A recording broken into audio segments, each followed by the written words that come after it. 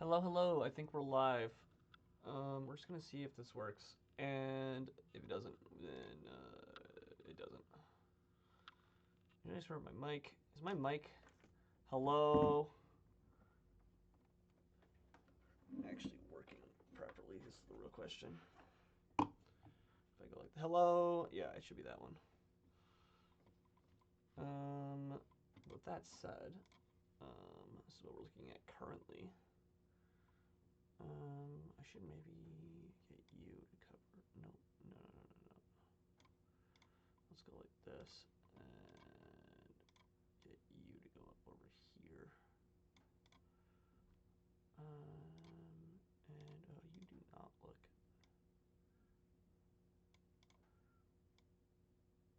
No, it's chat.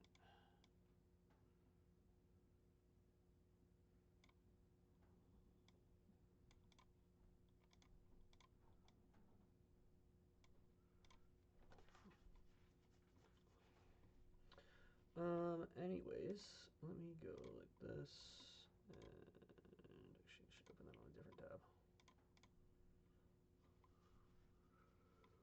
Ooh.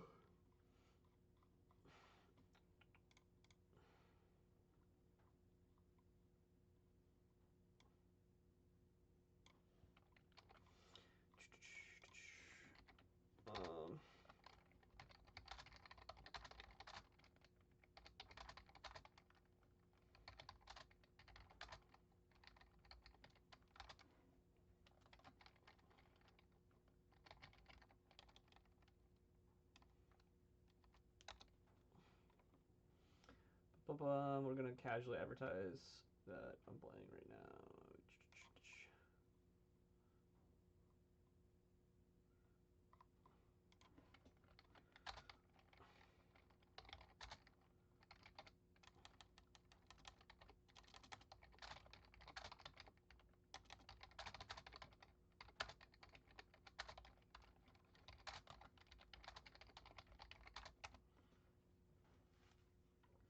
Go like that.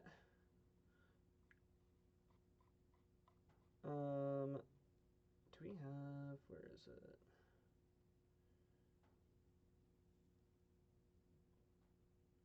No.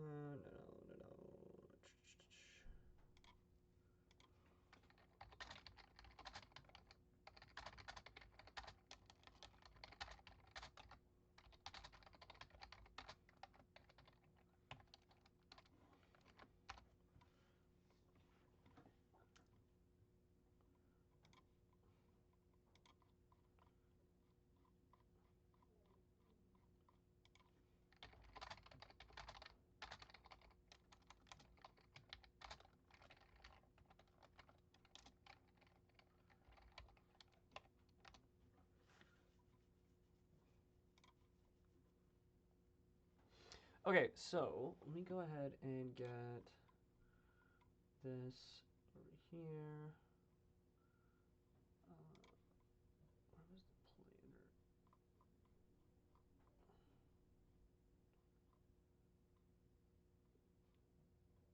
This one here.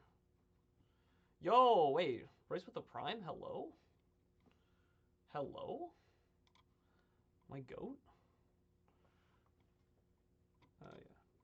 Like that.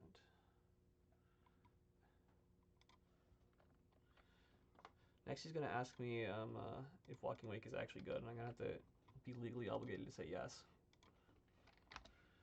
Here we go. Go to the planner. Let's make a new copy of this.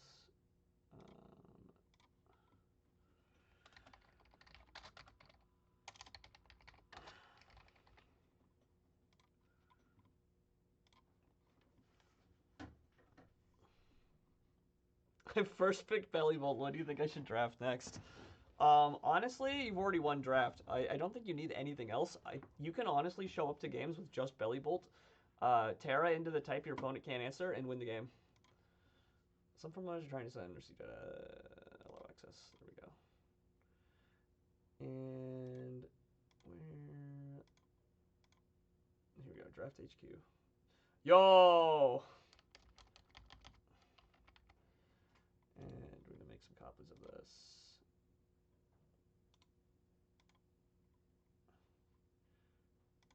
Rename this to...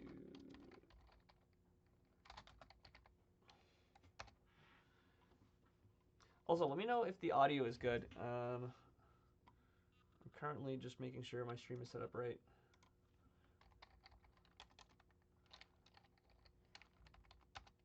Boom. There we go. We got the goat. We have the goat on the screen. I wonder if I can zoom in a little bit more. There we go. It's a little bit better.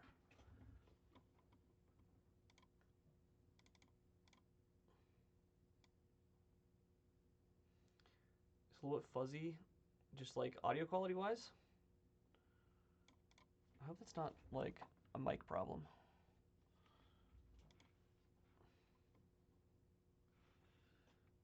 Okay. I did notice it was making a weird noise earlier, so go to settings, properties,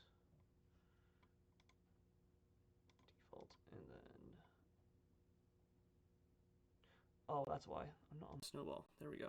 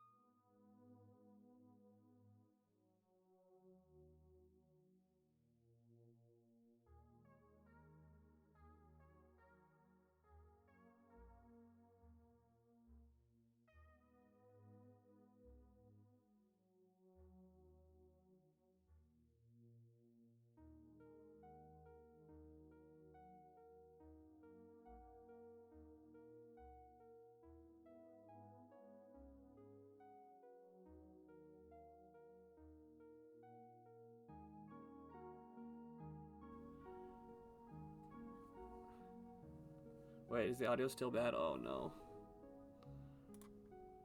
Properties.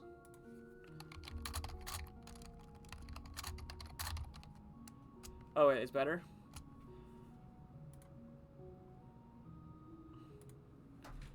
I got my little mic like right here, so it's like here. So I'm hoping it's in a good position. The right format, right? Not Dextraft, yeah. And let's look at our division tier list. There we go. So big old Mel, where's Mel? Is he like? He is 18. Okay. I thought he was a little bit lower, but.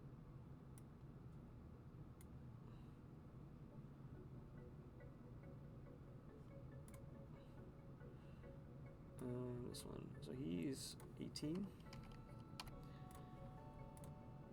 And Melmetal's not Terra legal, right? Because that would be insane if it was. Yeah, no, it's not.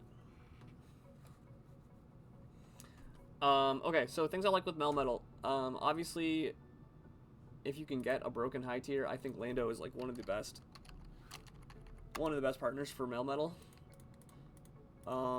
Just because of the fighting and ground coverage, or the fighting immunity, ground immunity, all that jazz. But what if I used Melmetal in the past before? I'm trying to remember when I had it last. I honestly have to go back and like make a compilation of all my previous teams from previous years. But yeah, so having a flying type, huge game. Having a good fire resist. Did I use Melmetal on Rain before? I feel like Melmetal Rain would be interesting. Chiyu. Oh, obviously having a Trick Room setter. Anything that gets Trick Room is a good partner.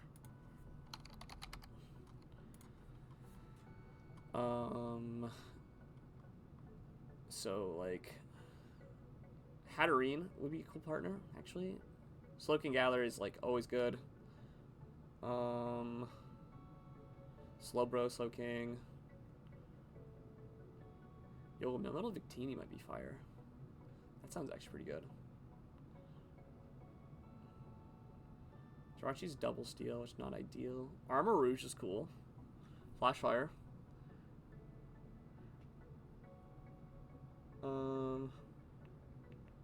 Mega Bayonet. Ooh, Mega Bayonet Melmetal might be crazy.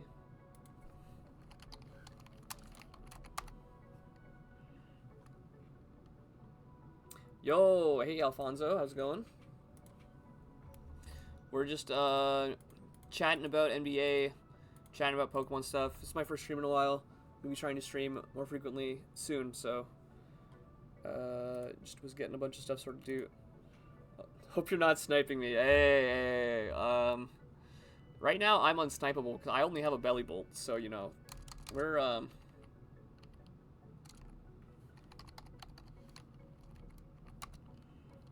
chilling. This should probably be. Wait, did I mess this up earlier?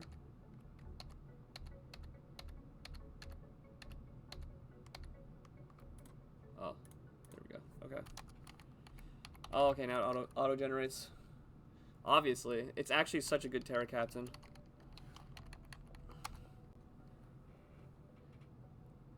Ads on the Jort streams. Yeah, dude, I'm technically a Twitch affiliate, so I do qualify for ads.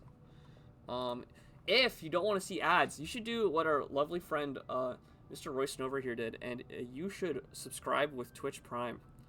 Can I replay the emote for that? Oh, actually, I didn't add. See, I got a sub to avoid ads. Easy, yeah. See, easy.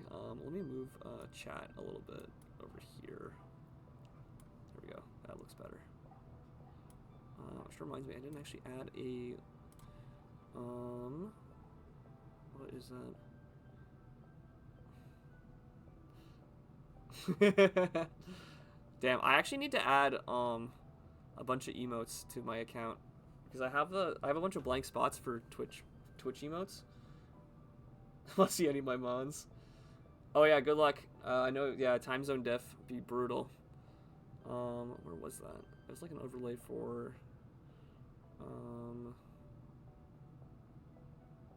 alert box, there we go. And that can go up here. I believe if I replay this one, it'll play the. Oh yeah, there we go. That's our follow notification. We got Mr. Tobias in his Jorts dancing. There we go. Quick, add every mon. Facts. Yeah. So, full disclosure, this is probably pretty obvious for my first pick, but I'm probably gonna take like a 15-point Terra Captain partner to go with Belly Bolt. There's a lot of good options, especially in 14 even actually. I'm a big fan of Blacephalon, Arcanine Hisui. Gengar's a really cool Terra Captain, honestly. Haxorus would be yeah, like basically everything in this tier is a good Terra Captain, I would argue. Everything that is Terra legal at least. How is Slurpuff 14 points? This is actual slander. How? Does someone know why? Okay, you know what, I might peek the mic on this rant, but how is Slurpuff 14 points? That's crazy to me. That's like, yeah, totally biased. Absolutely biased. Holy. Haima hates fun, so. I've drafted Terra or Shifu single as a Terra Captain before. I honestly, like, that shit's broken, even with that Wicked Blow. I don't know why it's not Terra Complex banned, but, you know, whatever. We ball. Oh, there's even good Terra Captains in 13. Like, Terra Iron Leaves is probably really good. Terra Jug, Terra Infernape. Does Infernape get Terra Blast?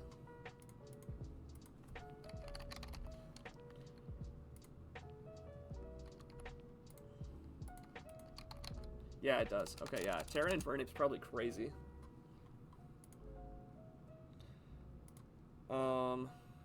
Yeah, so lots of Terra options for me to go off of. Flanger still banned. Sheer Force. Oh, Sheer Force Lando is banned. Okay, thank God. Iron Leaves. You're just an Iron Leaves hater, dude. You should have 100% had Iron Leaves on your Electric Terrain team last season. That would have been so good. Oh, also thank you, Leezy, for the follow. There we go. Oh, that's so loud. How do I turn that down?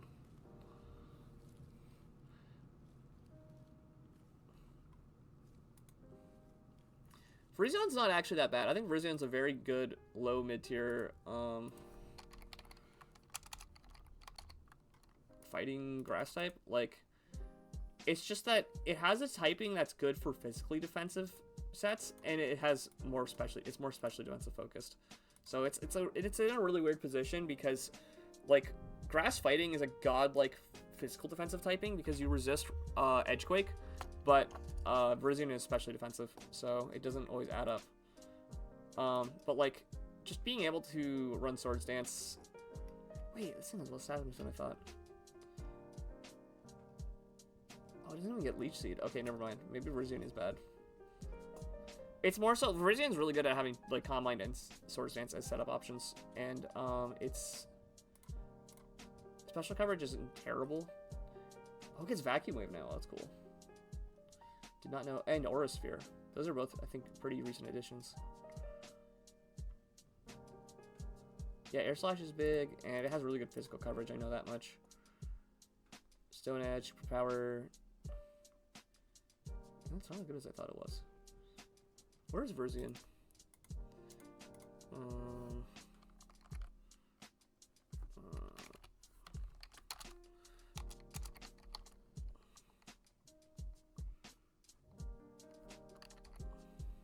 It's in 6. Yeah, it's a 6.1.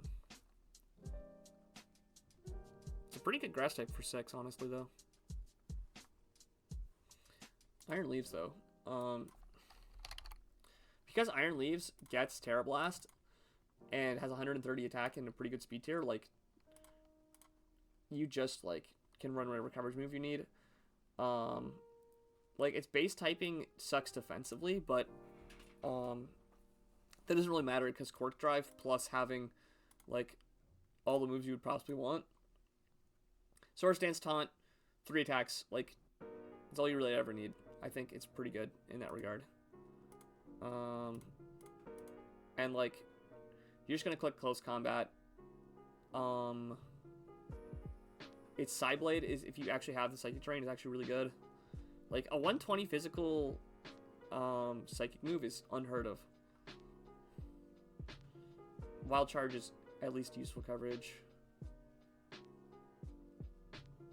Like, it's just got a lot of stats, honestly. How do you get plus speed? You probably have to really invest in lowering your attack.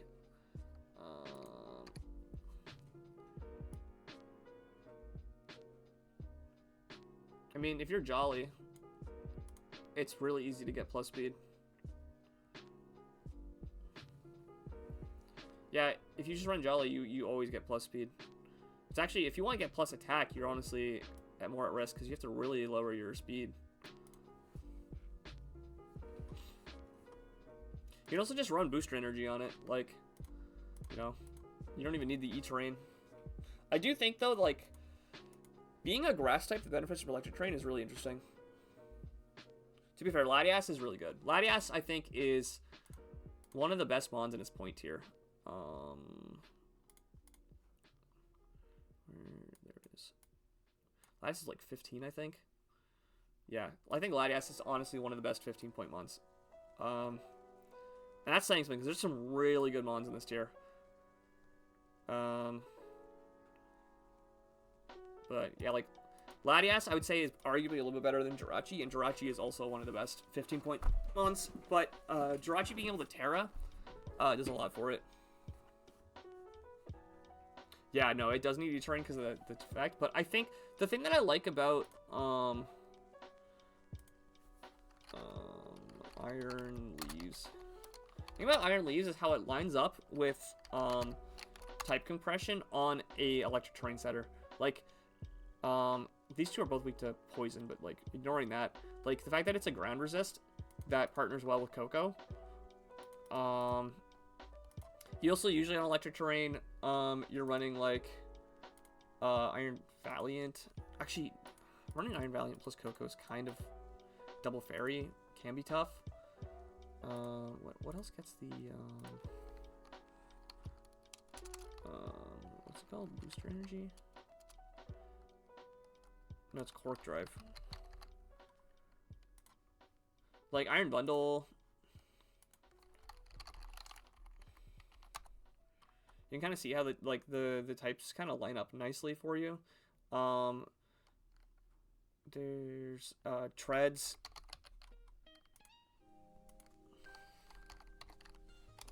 Oh god, I cannot type. Like you can kind of see how the type compression starts like filling out for yourself, and like Vrizian or Iron Leaves being a ground resist is huge for this team concept because you usually end up. But Coco is off the table. Like Coco, I think was the first pick in our division. Yeah, literally first pick Coco. So.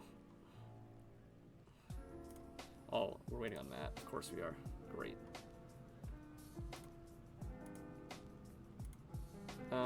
What even is on the tier list right now? Because I bet you money I can guess what Matt picks next.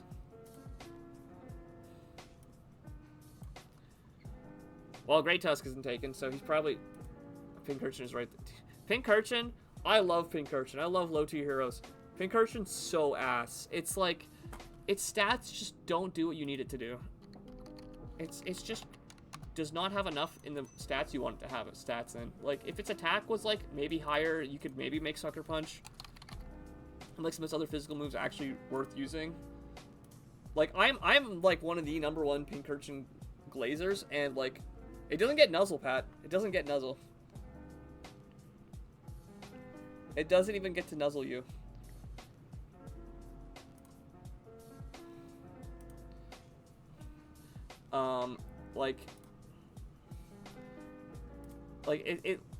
It like just doesn't have stats anywhere that matter. Like if like it had like, you know, an actual offensive stat in either special or physical, it'd be huge because then you could just run like an offensive item on it. If it had like one of its defenses being particularly better than the other, like 48 HP is complete cheeks, but like, you know, that's if you have a strong base defense stat, you can work with that. And like it's basically going to be like a borderline suicide lead most of the time because you get set spikes or T-spikes and then get killed. Pain Split is like if it had a really like high, like say it had like 120 base defense or like even 100 base SPDF, right? Like you can make Pain Split sets work really well with it. HP and attack were switched. Honestly, yeah. Yeah, 90, having 100 HP. To be fair, this guy looks like just a little guy. Like, if you compare it to, Toxapex, right? Like, wait, it has even less HP than Toxapex, rather. Right? Like, imagine if, like, one of these stats was, like, one of its defensive stats was, like, 100 plus, 120 maybe. And then it didn't have mixed attacking stats. It would be crazy good. Pivoting, pivoting, quote unquote. I mean, it does have Volt Switch, but wait, no, it doesn't have Volt Switch. Yeah, yeah. Also, it doesn't have Volt Switch for no reason.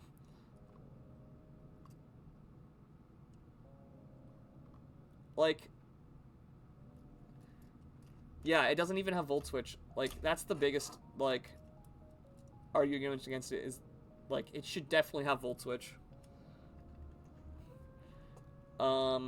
I do like that it gets like Hydro Pump and Scald. Like those are really good coverage moves to have on electric type. But it, like its special attack stat is worse than its physical attack. Like it's so goofy.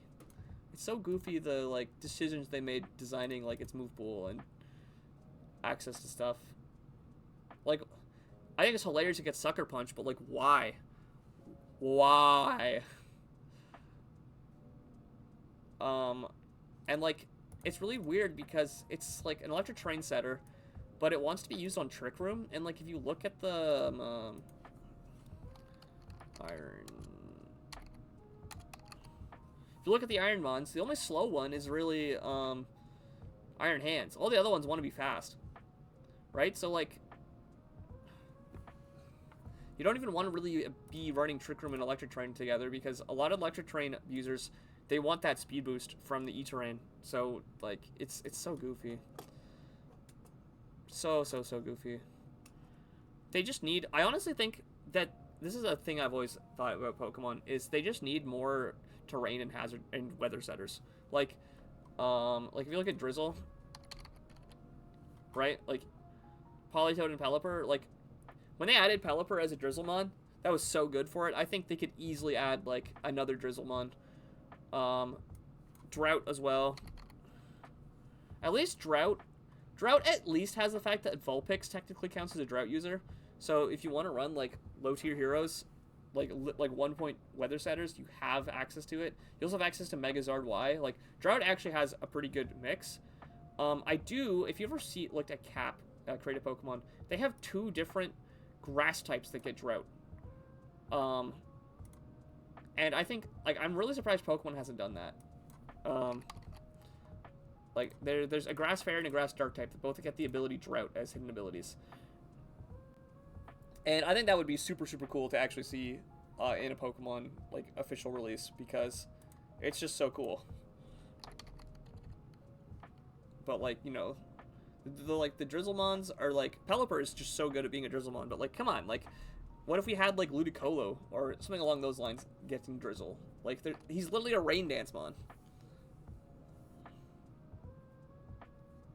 Yeah, like, Pelipper is just, like, one of the best weather setters, like, regardless of what type of weather it is. Like, U-turn, Hurricane to hit things that resist water, and, like, Roost. Like, it has recovery, it has pivoting, and it has an actual offensive move that is boosted by its weather. That's not just a, you know, it's stab. So it's got, like, the 3 things you need. And the fact that its stats are so ass is, like, the only thing that keeps it from being broken. Like, Kyogre. Politoed, like, Politoed is a weird one. I used Politoed recently on a rain team, and I actually liked it, but it's just missing, like, 1 or 2 key moves that would really set it aside, like, that would make it unique as a weather setter. Because right now it's kind of like the Ninetales of rain,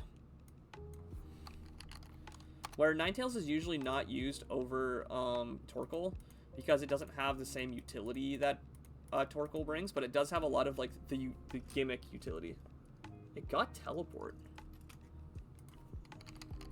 Oh, is that in ZA? Yo, Gigalith's my goat. Dude, I love Gigalith. I've been meaning to try Gigalith as a sand user. The only thing I dislike is sand teams. Sand teams are literally just drill. Like, if you're playing sand, right? Like, if you're playing Sandstream, like, you have good options. Hippo, T-Tar, Mega T-Tar even, and Gigalith, they're all really good bonds on their own. But the issue is that if you look at the Sand Rush bonds, you're almost always just playing Excadrill. Like, there's technically other, like, Sand Rush bonds, but you are just, like, Excadrill is just so good at what it does that you are always playing an Excadrill comp if you're playing Sand.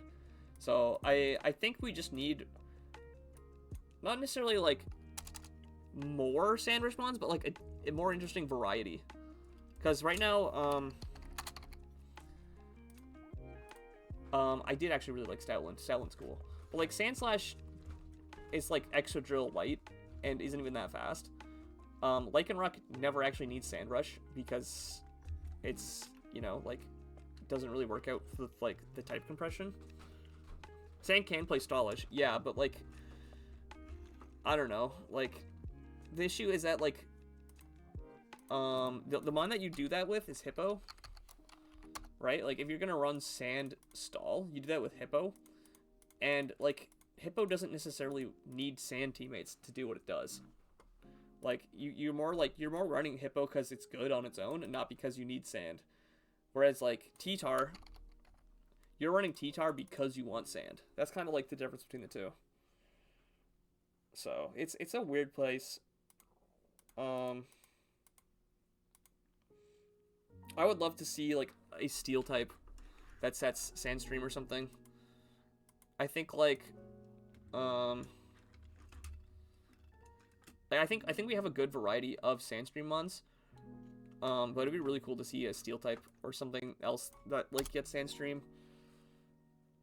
Sand is just weird, and like I like sand as a concept, but the issue is that in draft, you're always just incentivized to play T-Tar drill, like because it's just that like you look at other options and T-Tar drill is just always the best option. So that's kind of like that's my gripe about sand is that it always ends up being the same. Like rain, sorry, drizzle. Sorry, let's do Swift Swim. Like, if you look at Swift Swim, you have a billion abusers. You can literally, like, you can take any Rain Setter and any Swift Swim on, and, like, your team can be pretty good. Not to mention, like, the Water type being so popular and having so many, like, immunities, having so many, like, mons that want to, like, take less from fire moves. Like, it has defensive utility, it has offensive utility. You just have so many options. And then when you look at, like, sand, like, Sand Rush, you have so much less. And most of them are just, like, dogs. Like, there's literally 3 dogs that are Sand Rush mons. Beartick is sick, yeah. Like, yeah, you even have Swift Swim that, you have Swift Swim mons that are not even really water type. Like, Armaldo, don't use Armaldo. Beartick. Where's Beartick? Oh, it's up here. There we go. And like you have so much variety in the type of water types you're using. You have water types that don't actually are not weak to electric. You have water types that are not weak to grass. You got, you know, like the whole 9 yards of options here. You've got like Seismitoad, for example, is a water ground type that has Swift Swim, but most teams that draft it won't even bother using it for rain. Like it's just a good mon as a defensive pivot, glue mon.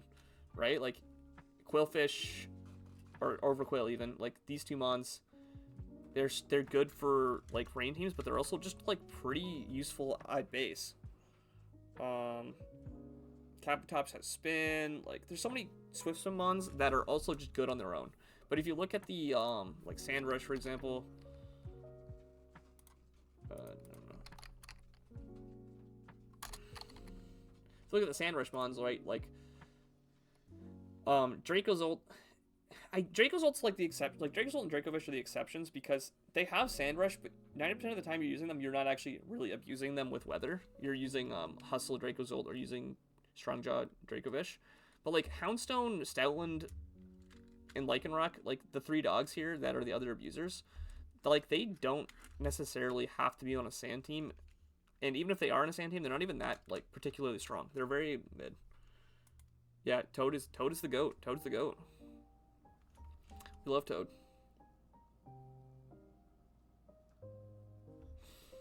But yeah, so that's my weather rant.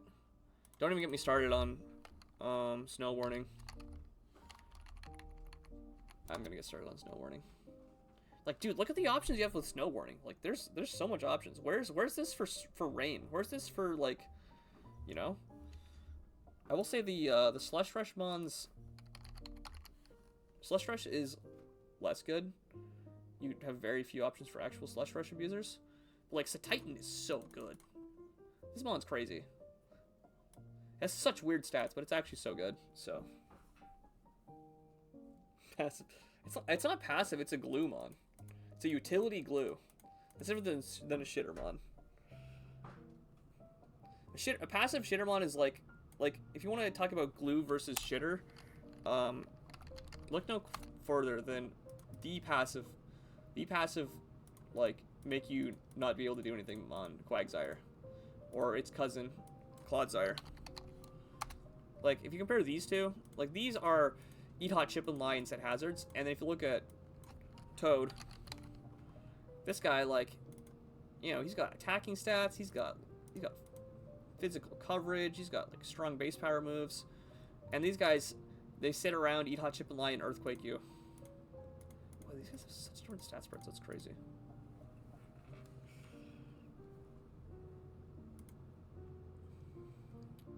Oh, and the song we're listening to is of Frogs and Lily Pads. Let's go. Speaking of the frogs, there we go. Got the frog right here. I don't need this. But anyways, so what was I even talking about? I don't even remember anymore. I got on a rant about weather and weather teams and sand teams. Freaking sand teams. Oh yeah, I was supposed to leak my build.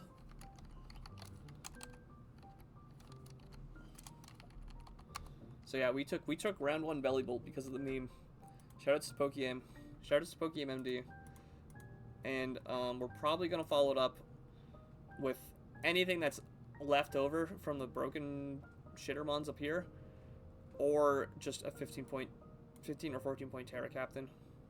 I'm currently kind of partial to Buzzwole. I think Buzzwole's kind of a sick Terra Captain. But like Heatran's exists. Jirachi is one of my favorite mons, as you can probably tell that I'm a big Jirachi fan. Hashtag J. Look at that. Look at that. Look at that. J. The Jirachi J. God, I don't know why it compresses the picture quality so much. That really annoys me. There's also good 14. Wait. Oh, did they make picks? Did we finally get progress?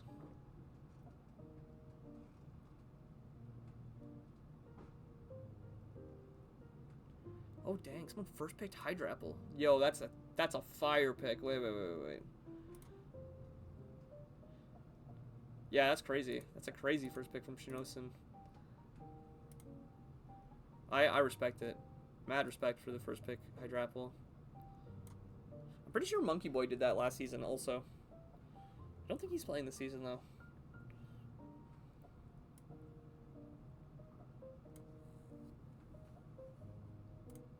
Dude, I had a really good draft pick, and I threw for content, so we're gonna see how this turns out for my overall build. But like,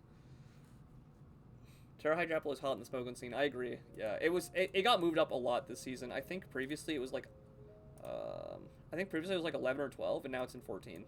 So it's absolutely priced, planning for it to be a Terra Captain. So that was a really good heads up change. But yeah, like Terra Captains, I'm game to use. I've used Terra or Shifu Single previously. That mon was pretty broken. Slitherwing exists as like budget Buzzwole. I think Buzzwole is actually a better Terra Captain than Slitherwing. Just because of Buzzwole having such like insane physical bulk. Like if you look at this thing's stats, like look at this like physical spread here.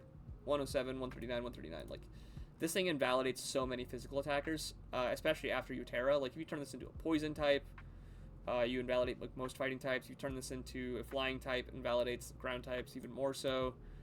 You can turn it into like a dragon type, a steel type, like you name it.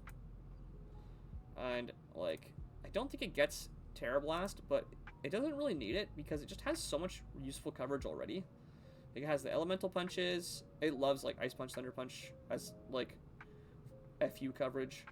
Like its dual stab is decent because it has the good fighting moves and it has like Leech Life. Lunge is really annoying. Yo, oh, I gotta if I do draft Buzzwole, I gotta pull off the Fell Stinger. That's just so gas. So yeah, I do think Buzzwole is a slightly better Terra Captain than Slitherwing, but that's mostly because of the fact that Buzzwole loves to invalidate physical attackers. Skeletorge is a crazy Terra Captain that it's one of those defensive Terra Captains that can just win games on its own if you're not prepared for it. Scissor is a crazy Terra Captain. Like that's also really solid. You just run like Terra, Steel, Bullet Punch. Eats EQs for breakfast. Rillaboom is a crazy Terra Captain also. I was talking to some of my other like mentees and other people planning drafts, and like Terra Rillaboom, really really good Terra Captain. You don't like Scizor or Terra Captain? Why? Hello? Why not? I think it's a crazy Terra Captain, especially with all the priority it gets. Like, it already has a good typing, yeah, and then it's even better when you turn it into like a water type. Like this thing forces your opponent to bring fire coverage, and as soon as you Terra it, they're now like just foaming at the mouth. Like, just because it has a good typing doesn't mean that changing out of that typing isn't also broken. Like, Terra Dark is crazy good for Pursuit. Terra Flying means you're immune to ground, which can, like, a lot of ground types love to switch it on Scizor, and, you know, they click Earthquake that does just barely over half to, you know, force it out. Like, if you become a Flying type, you kind of deal with those, especially with, like, Dual Wing Beat. Like, that goes crazy.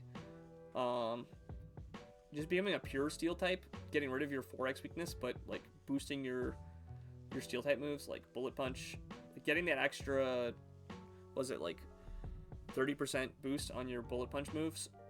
Bullet Punch. I could even see you, like, you know, become a Grass type for Trailblaze. Terra Normal, Quick Attack, also, if, like, Steel is bad in a matchup. I don't know, I think, if, like, so it's basically, if it's already a stab typing, it's like a adaptability boost. So it goes from 1.5 to 2. So like it's if you don't have that typing already, it's a stab. It adds it as a stab, and if you do already have that typing, it's like adaptability. Is basically how it works.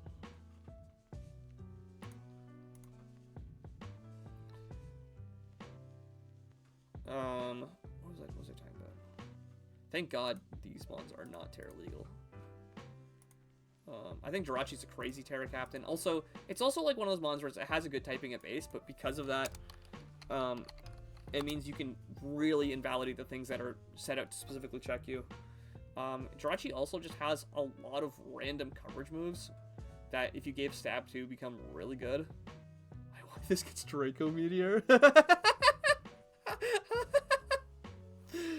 I always forget it gets Draco Meteor. That's so funny.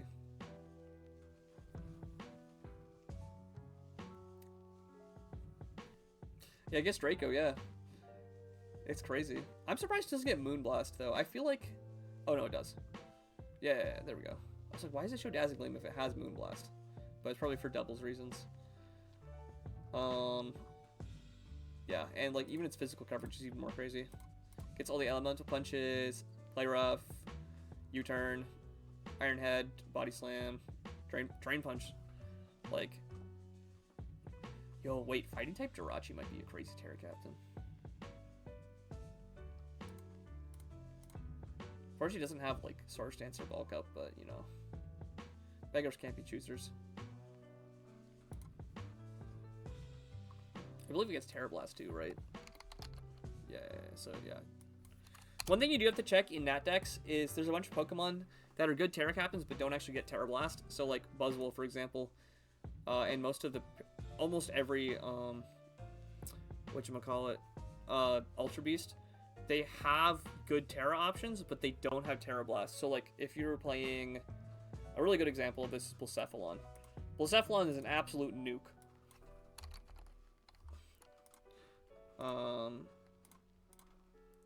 And it has reasonable coverage, but like if you wanted to like run a water move or something on that, you don't actually have access to that because of the fact that it doesn't learn Terra Blast.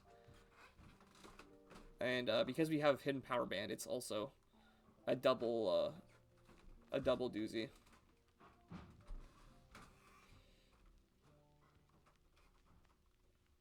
So definitely something to be aware of when you draft, like, a classic example of a mon that would be a crazy Terra Captain, but does not actually have Terra Blast is Nihilego. Like, this thing's biggest problem is that it cannot touch a lot of Steel types. Like, its best option to hit Steel types is Thunderbolt, right? And so, not having access to, like, Terra Fire or Terra Ground or anything like that, like, not even having Earth Power, is so important to the fact that the Heligo is not exactly a great Terra captain. Yeah, like it doesn't even have the physical coverage. Ooh, Terra foul play could be a good Terra, like Terra Dark. So like that's something that's really important to note when you're looking at Terra captains is which ones do and don't get Terra Blast. Oh, I previously ran Terra Keldeo. I think it was like actually last season. My team last season was very experimental, and I really liked it as a concept, but definitely needed a little bit more power in some matchups was the big thing. Like this league is just so high power level. You have to be super greedy in order to keep up.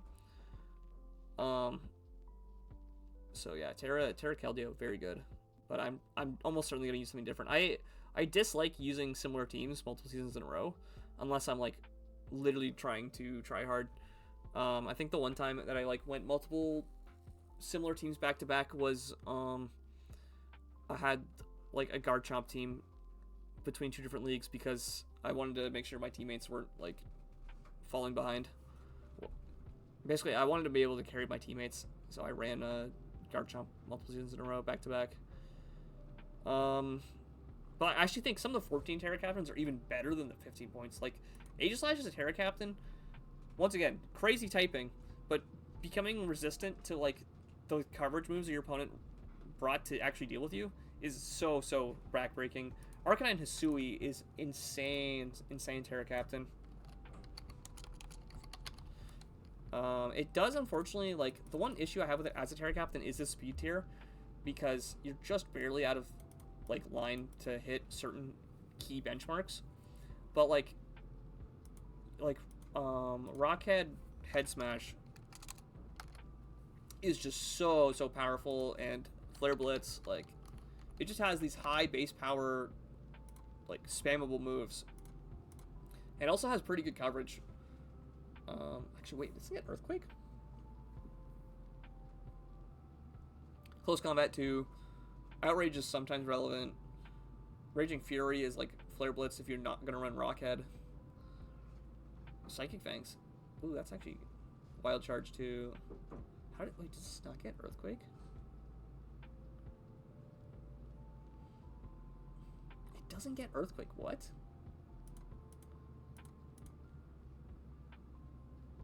I guess Scorching Sands. How does this not get Earthquake? That's crazy to me. Huh. But yeah, I think this is a pretty good Terra Captain. I do believe it gets Terra Blast. Yeah, so you can abuse that. Blacephalon, I think, is a good Terra Captain, even though it doesn't get Terra Blast. Cerulege is, I think, one of the most, like, if you see Terra as a mechanic, it's one of the things you like look at where it's at because of how much it can just gimmick through people. Corviknight and Ferrothorn I would not run as Terra Captains. They're really good at base.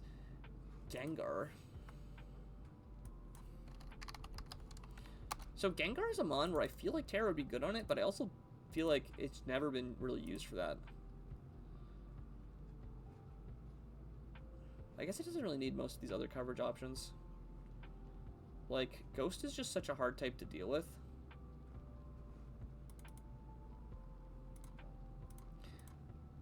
Like, if you're gonna go Terra Gengar, like, what are the Ghost types? Like, if you're gonna Terra Ghost type, those are Ubers. I guess I would say Cerulege is a better Ghost type Terra Captain. Blacephalon maybe. I don't know. I feel like Gengar might be on par with Blacephalon as a Terra Captain. Oh, wait. Where's Zoroark?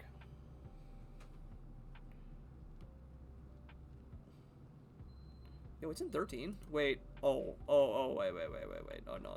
That thing's a demon. Wait. So Zoroark Hisui, if you compare it to Gengar, right? They're almost identical, except that technically Gengar has 5 more special attack. But this thing has 100 base attack. You can run mixed. And it has good physical moves. Like, it gets knockoff, Poltergeist is broken, U-turn is huge. I would argue Zoroark is almost better than Gengar. Illusion is also one of the most bullshit gimmicks you could possibly imagine. Like, I would easily run this over Gengar as a Terra Captain. Wisp, Taunt, Trick, all the ghost moves, status moves you could probably imagine. Does it get Destiny Bond? It does not get Destiny Bond. Okay, that's actually a big argument against it.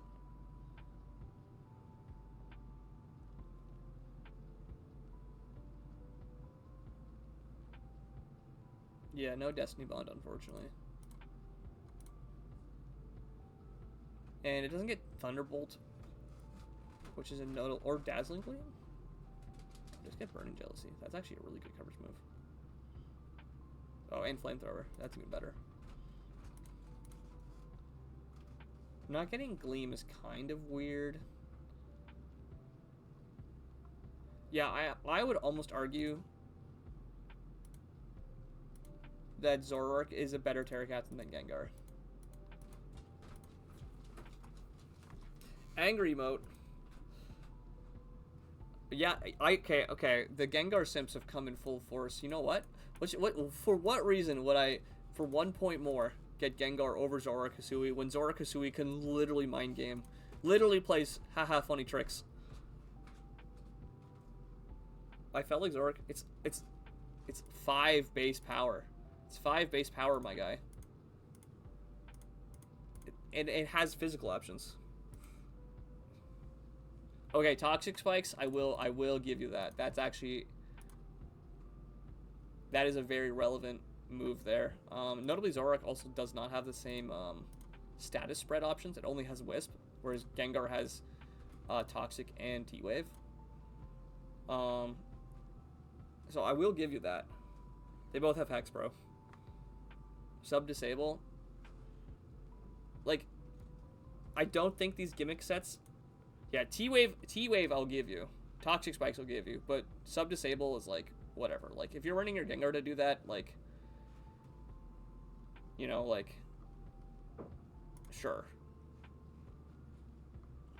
I do think, though, that, specifically the physical moves, knock off Foul Play... Does it get Foul Play?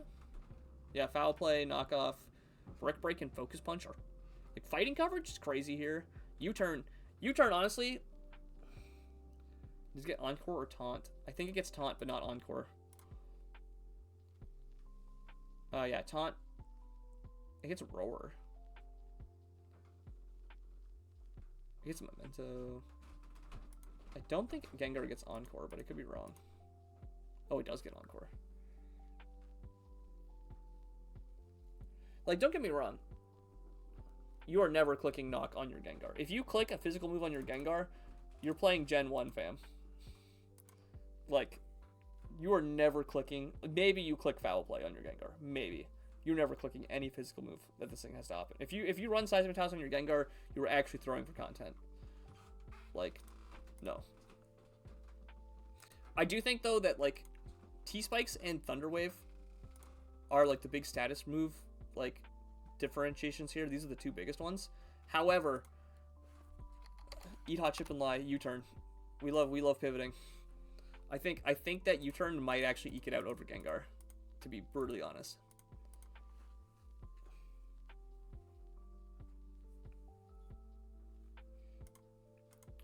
But, like, you know, they're basically the same points. Like, it's like a literal point difference. So it's not a huge argument. I personally would prefer to use Zoroark Hisui because I think that people are gonna sleep on it. What else was a good Terra Captain in these lower tiers? Oh, I was talking about Iron Leaves earlier. Iron Leaves and Iron Jugulas. I think both these mons are very slept on. I know that, like, you know, there's side grades available for both of them, but, like, I think they're just... They look lame until you realize that, like, they can just click attacks on half of the, like, teams for free. Like, they just get to click attacks nonstop. Especially, Jug.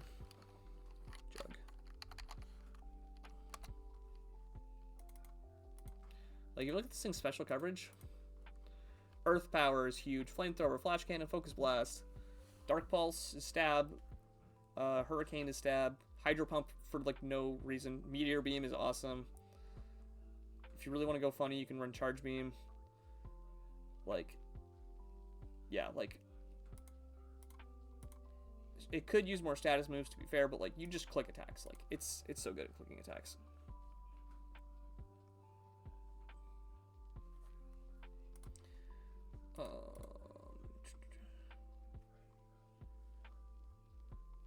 But yeah, so big candidates that I would pair with Bellybolt as a Terra Captain.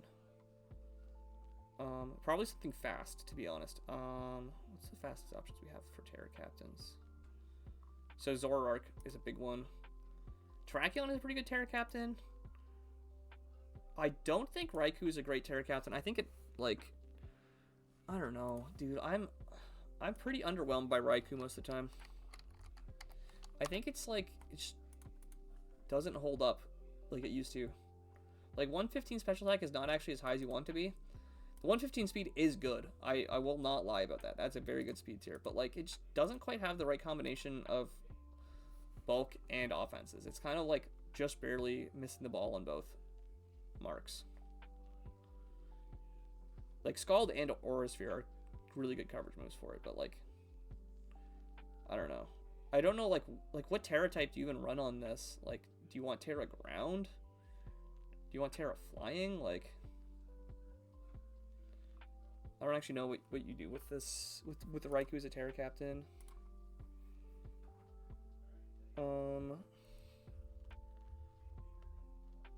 Nidoking is, like, another example of a mon that doesn't really need Terra because it has so much coverage.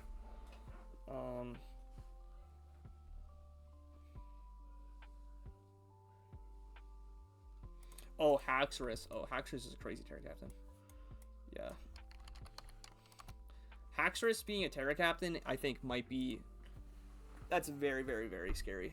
Because Haxorus has good coverage, but it absolutely loves to be Terra Poison or Terra Steel to cook fairy types. Like, having, like, Stab on Iron Head or Poison Jab goes so crazy into the things that normally check it.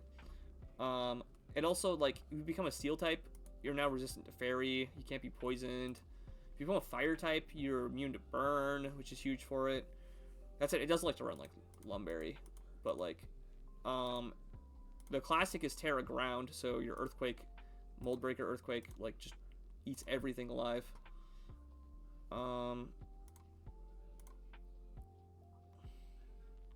Yeah, no, Haxorus is a crazy Terra Captain, I would argue. And, like, if you want to run, like, is it a Terra Blast? Oh, sorry, that'd be a special move. Yeah, if you run on Terra Blast, you can run, like, Terra Water for, like, water coverage if you really have to cook, like, I don't even know what that would be good for, like, a Moltres, maybe? Maybe Rock is better for that. You can run Terra Bug, First Impression, run, like, Banded, like, or Life Orb, like, just spam First Impression. 145 attack is... Oh, sorry, 147. Oh, it's more than 145. Yeah, I'm a big Haxorus believer. So that's on my, like, short list of Terra Captains I'd go for. Primarina is actually a pretty good Terra Captain. People always shy away from it because its typing is so good at base. But, like, it's just, like, people have to always bring, like, poison moves or, like, specific coverage moves to hit it. And once you, like, when you get a turn to flip that on its head, you can take away, like, you can run away with the game so quickly.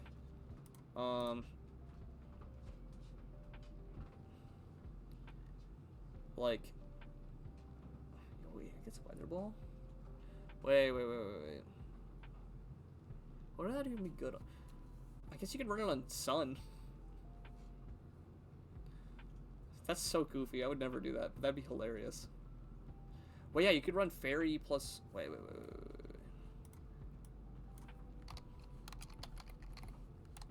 What gets Weather Ball? What Fairy types get Weather Ball?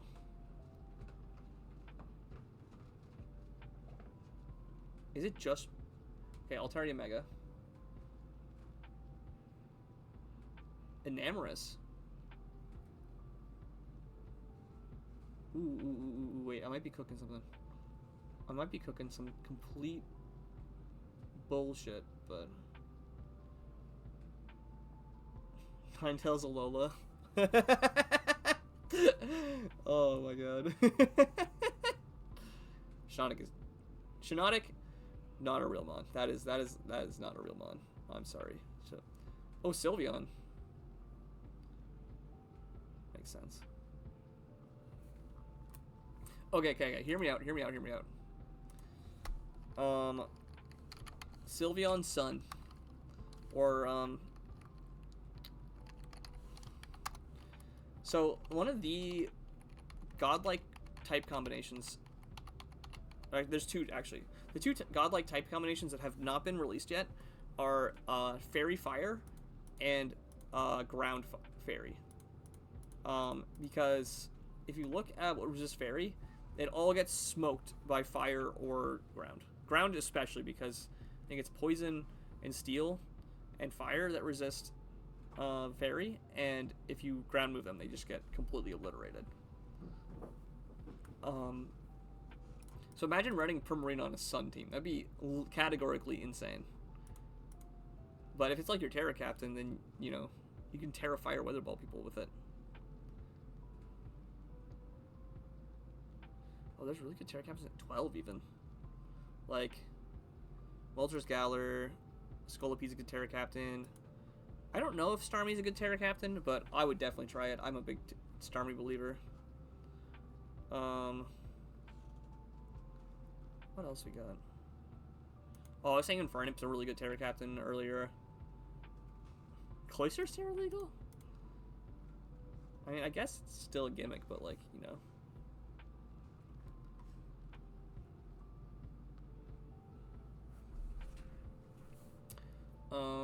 Cerulege is the obvious answer. Heatran is a good Terra Captain if you need a defensive or like middle of the pack Terra. Rillaboom, Scizor. Yeah, no, I feel like a lot of the 14s are actually better Terra Captains than the 15s. With the exception of Keldeo. I think Keldeo is by far the best Terra Captain in 15. Like, not even remotely close. And then, like, I would argue some of the 14s are better than the 15s. Like, Haxorus, I would say, is better than most of the 15-point Terra Captains.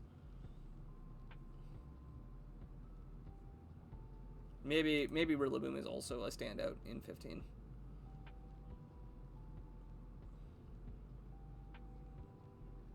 Azumarill. Wait, does Azumarill get Terra Blast? That's someone I've wanted to make a Terra Captain for a while.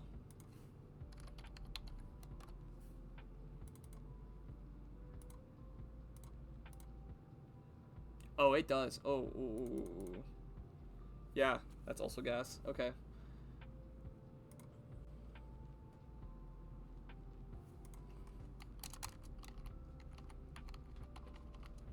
But yeah, I have no idea what to do with the Belly Bolt yet. I'm probably just gonna grab like Buzzwole or Haxorus or Jirachi as a Terra Captain. I have no idea what of the high tiers is gonna come back to me. I guarantee you Tusk is getting taken by Matt or someone. Monzat I could see making it back on the wheel because no one wants to first pick them. Necrozma could come back. Mew might come back if no one's feeling like they want to play that game. Sneasler definitely is getting taken by someone. Slowking Galar is probably going to take him back on a second pick before he comes back to me. Kyurem or Bax, I feel like one of them might make it back to me. I wouldn't be surprised if a bunch of stuff in 17 made it back, but like I could also see arguments for any of these getting taken.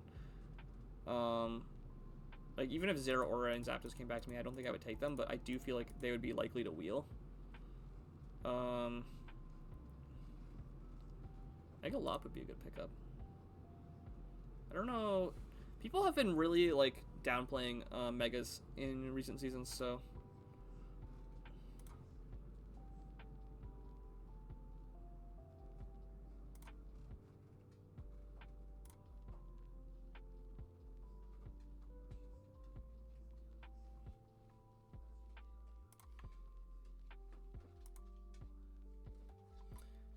So yeah, so that's that whole shenanigans. What else was I going to talk about?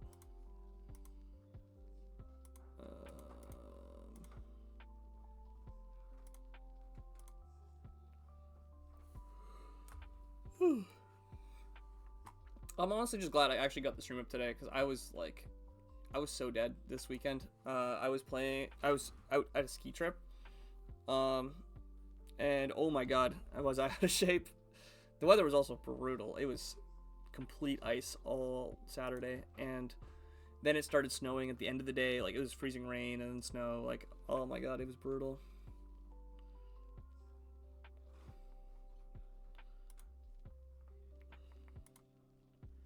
Yeah, so let's actually, you know what, let's just go through a build process, because I honestly should do that. Let's say, for example, I get Rillaboom. So I feel like that would be a really good partner with Bellybolt. I can then go a lot of directions with this, because I now have, like, a pseudo ground weakness, or resistance, for my entire team. So, like, I could go things like Melmetal. I could go things like Slowking Galar. I have no idea what Mega I'd want. What do we got for Megas? Let's see.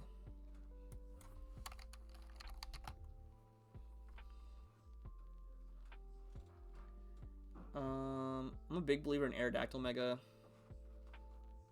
Honestly, I could just go that. Wait.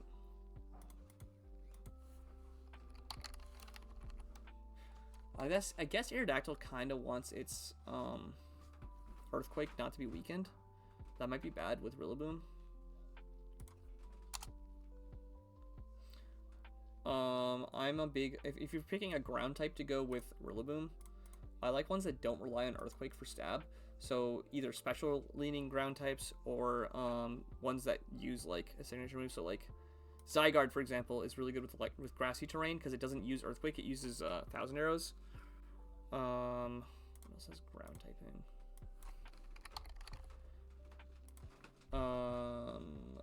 Landorus. Although, if you're not running Sheer Force Landorus, you're probably running Physical, so that does kind of interfere.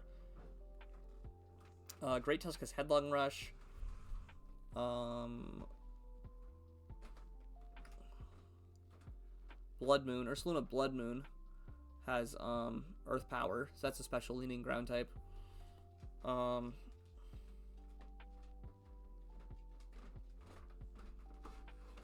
else has a good ground type that doesn't really use Camera Up to Mega? This one's so silly. Anything that gets high horsepower. Yeah, Ursaluna. Oh, that gets Headlong Rush. Yep, absolutely. Yeah, and it really appreciates the healing. Yeah, Ursaluna would be crazy with grassy terrain. Does Diggersby get high horsepower, or does it only have Earthquake? Yeah, it does. Okay, yeah. Like, as long as it actually gets high horsepower as a backup coverage move, it's probably fine with the Rillaboom as a ground type.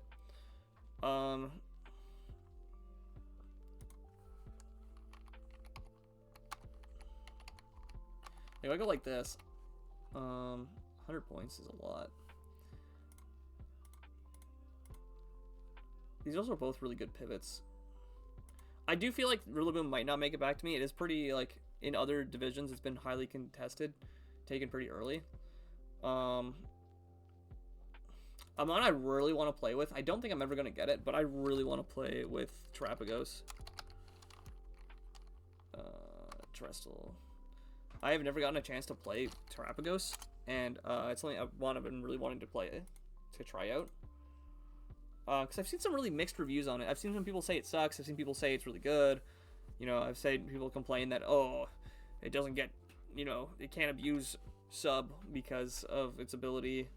Like, I don't know. I just think Terapagos is really cool mon, and I would really want to try it. Ooh, Golden Go might be good on this core here.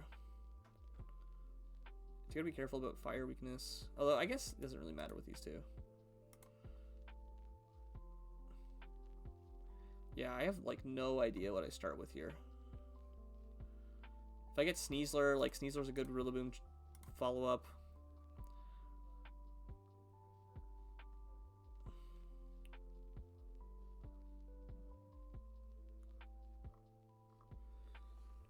Yeah. What are some ones I really want to use? So Terapagos is on my want to use list. I've never actually used Sneasler. Sneasler is very like straightforward, I feel, most of the time. Blood Moon I've used before. It'd be good on this roster. Never actually used Slowking Galar. I haven't really played with the Slowking forms because I feel like they're always really overpriced. Especially ever since they got Chili Reception. Caesar is cool. Yeah, it's cool, but it also like... I think when it doesn't have Direct Claw, it's actually way cooler. So I do think it's cooler without Direct Claw.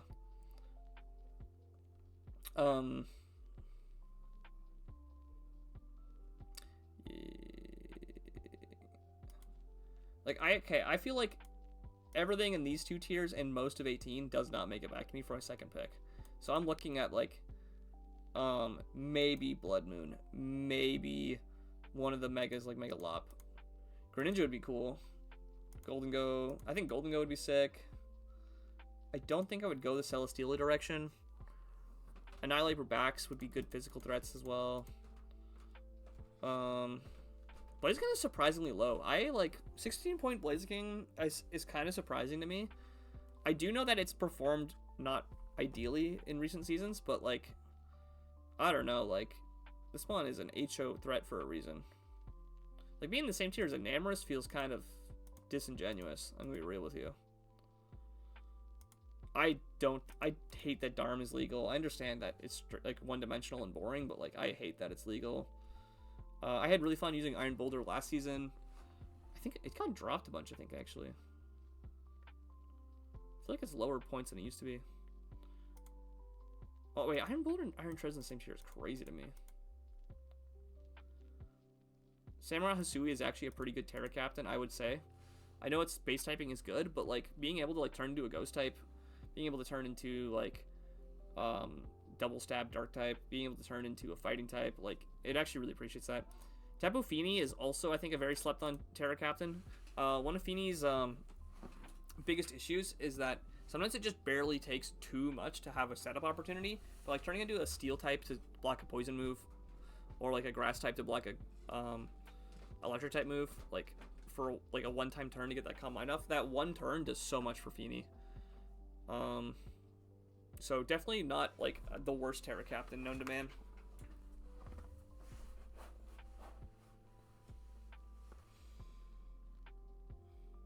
Oh, we can also go Megazord X. Wait, that might be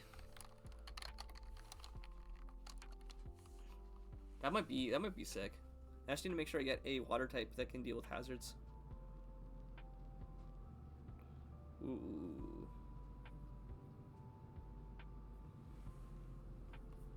Like Rotom. Maybe. That's double electric type. What gets Rapid Spin? Oh, is it? Honestly, it's probably Starmie.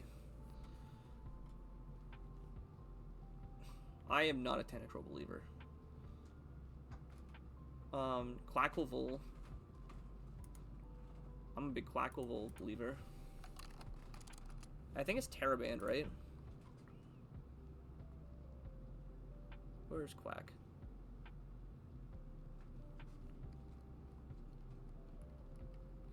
I do not think Tentacruel is real. I think it is a eat hot chip and die type of Pokemon.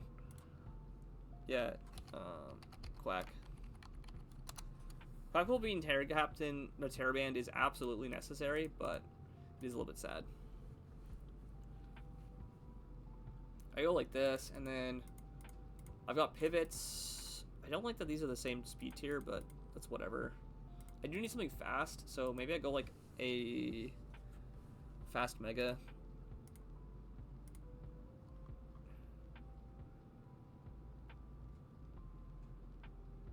Mega Lop.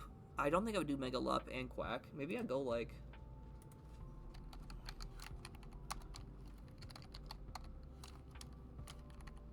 this. This would be very similar. Don't hate this.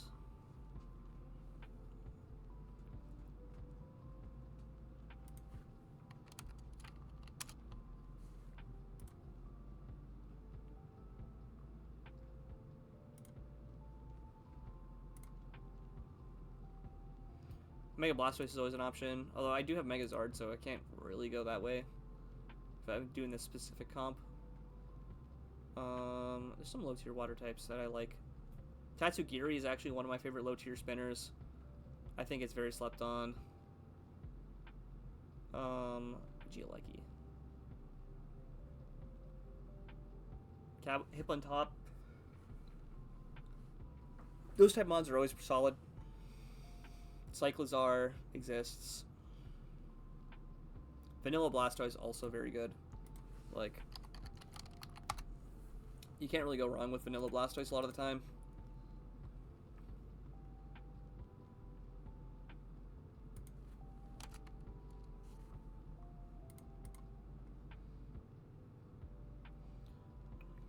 Iron Treads also wouldn't be the worst thing here.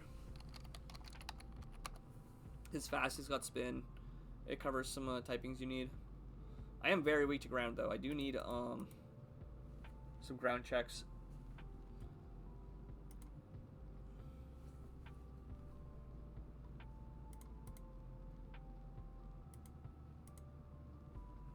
But yeah, that's I think I might end stream early today. I'm a little bit exhausted from all my skiing, but I want to make sure I at least got live today. There's a lot of work I want to be doing to my stream and like setup and stuff. So like notably, I don't have any emotes on Twitch. I don't have a lot of bit redeems or anything like that. There's a lot of missing like additions to my stream I can be making, and I'm gonna be trying to follow a more regular schedule in the future. So I think I scheduled this. Let me like pull it up, but I'm gonna be trying to play some Slay the Spire later this week. I have started a Fire Emblem Radiant Dawn playthrough that I've been meaning to continue. I just I don't know, I got to a point where I was like, okay, this is a new game. I gotta like learn how to manage everything, and I didn't want to sit there for like a half hour looking at a bunch of stats and like items and optimizing all that stuff. But you know what? I just gotta do it, and I can talk shit with people in chat while I'm doing that.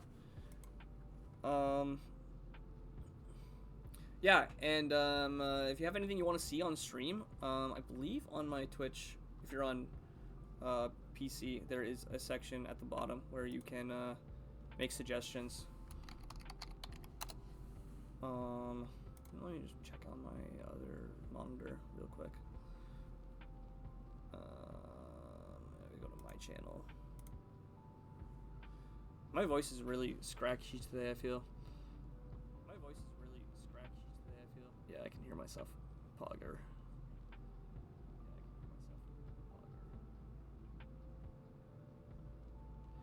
So yeah, I have a lot of old stuff from back when I streamed in like 2020, 2021, I think it was. Something like that. It's been a while. Jortsin isn't weak till it megas. That's true, yeah. It's not weak to ground till it megas, and that's a really good gimmick that you can abuse with Megazard, is changing your Terra type. Or not Terra type, your Mega type. I do think Rillaboom is probably one of the most broken Terra Cap. Like, I'm surprised it's not Terra banned, to be brutally honest. Especially considering like Latias and Iron Moth are Terra banned. Like, I feel like Rillaboom should be Terra banned, in all honesty. But that said, I also definitely F with the idea of Terra Zoroark. I would run back to Terra or Shifu single again, although I do like to avoid running similar captains. I always like to try something new. That's one of the things I always pride myself on. Terra Haxorus and Terra Gengar. I do think Terra Gengar is a worse captain than Zoroark, but I do think like in terms of utility, Gengar is like, if it's not your Terra captain, it's pretty usable. Terra Blacephalon is hilarious. Terra Aegislash and Arcanine and Azumarill, I think they're all very interesting. I specifically, because I have Bellybolt, I don't want to have another slow captain. I want to have like a fast captain. So something that's like closer to 100 or 100 plus. And Rillaboom has like priority, so it kind of avoids that problem. Vivan's only 16. This is Terra banned.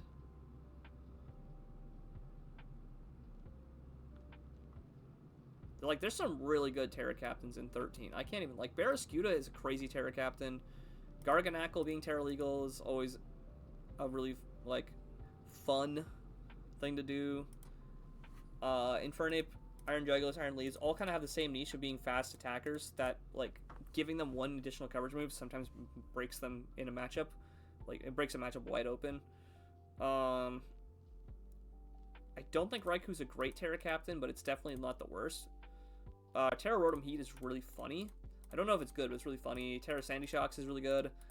Terra Terrakion is a mon that I'd be really excited about if it wasn't for the fact that, like, you have Urshifu Single and Keldeo, like, just a couple of tiers above them. So definitely another one to watch out for if you need, like, a slightly more budget Terra Captain. Terra Xurkitree would be so funny if you got Terra Blast. I honestly, Terra Starmie is actually kind of a threat. Terra Sylveon is interesting. Terra Mienshao is actually really good. Terra Mienshao, I would argue, is almost better than Terra Terrakion. Like, the ability to run Regenerator on Mienshao is huge. Manaphy's Terra Band.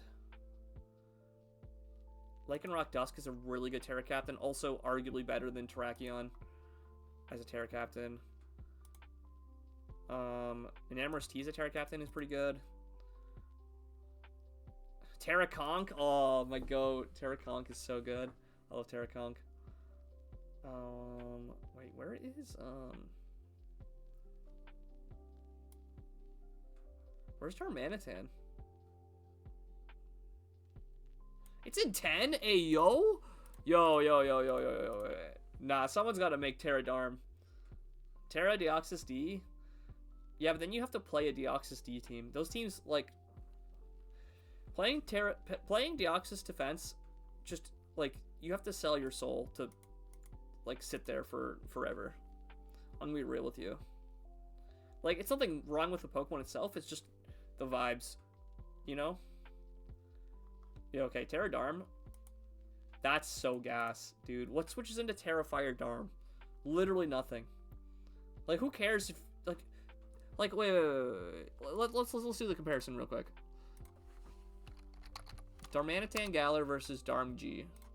Or versus Darm Vanilla. Right, like, have literally the exact same stats? Yeah.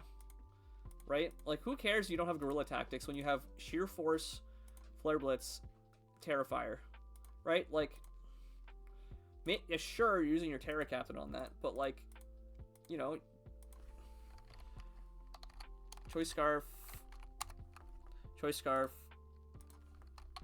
Oh, you could also run Life Orb over that. Like, I'm saying these two mons are the same thing, and one of them is, like, 16 points, one of them's 10.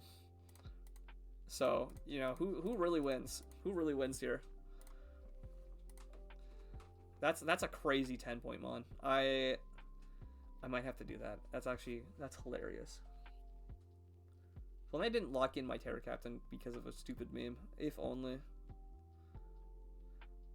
Terra Suicune, I think, is actually super slept on. This mon has terrorized generations.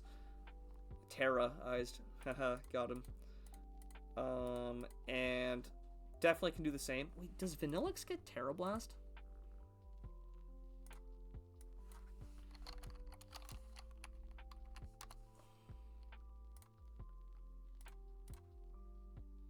No, it doesn't. Is it finally your pick? Did people make picks finally? Oh, it is your pick. Wow, Matt drafted Slowking Galar. Who could have guessed? Amazing. 10 out of 10. Terrapagos getting taken is huge. Tusk getting taken was pretty obvious. I'm surprised Matt didn't take that. Gouging Fire going early always makes sense.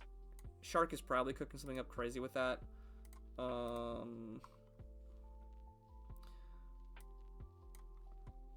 Honestly, if you don't have to pick anything in 18, Mega Scizor. Mega Scizor, I would argue, is better than Mew in terms of just invalidating certain teams. Mega Dancy, Mega Glade. I think, like, these two mons are always overvalued, but they never don't do work, so I can't really hate on them. Like, like they're only 110 speed, which I think is a huge argument against them, but they always do something. Lando T is a great, like, all-around pick. Neoscarada is probably going to go if no one takes it soon. Sneasler is broken. Mew is Mew. Mew is another, like, yeah, Mew's super good, but you sell your soul to play with it for a season. Like, it saps the life out of you. It's brutal. I also don't hate Mega Lop or Mega Mawwile's first picks. Like, any of the Megas, I think, are totally safe first picks. I would not first pick Ape or Chiyu or Dracovish. I would first pick Golden Go or Greninja. I would not first pick Latios. I did that recently, and I did not necessarily vibe with it. Zapdos isn't a terrible first pick.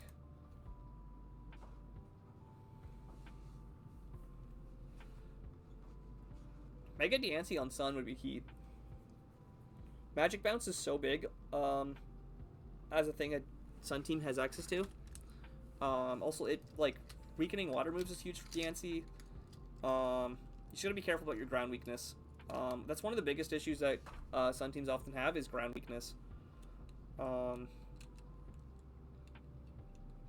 That said, if you want to commit to Sun and you don't take Walking Wake early, you will regret it. Like, if someone steals Walking Wake, your Sun team is no longer good. And I say this, Mega D or Megas. If you're running Sun, don't run Mega Scizor.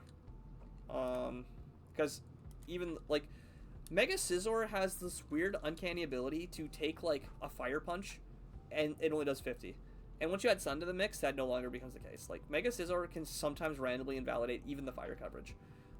I also would not hate to see Kyurem on Sun or Lando T on Sun. I think those two mons are actually really, really strong. Especially because Kyurem gets Weather Ball, I believe.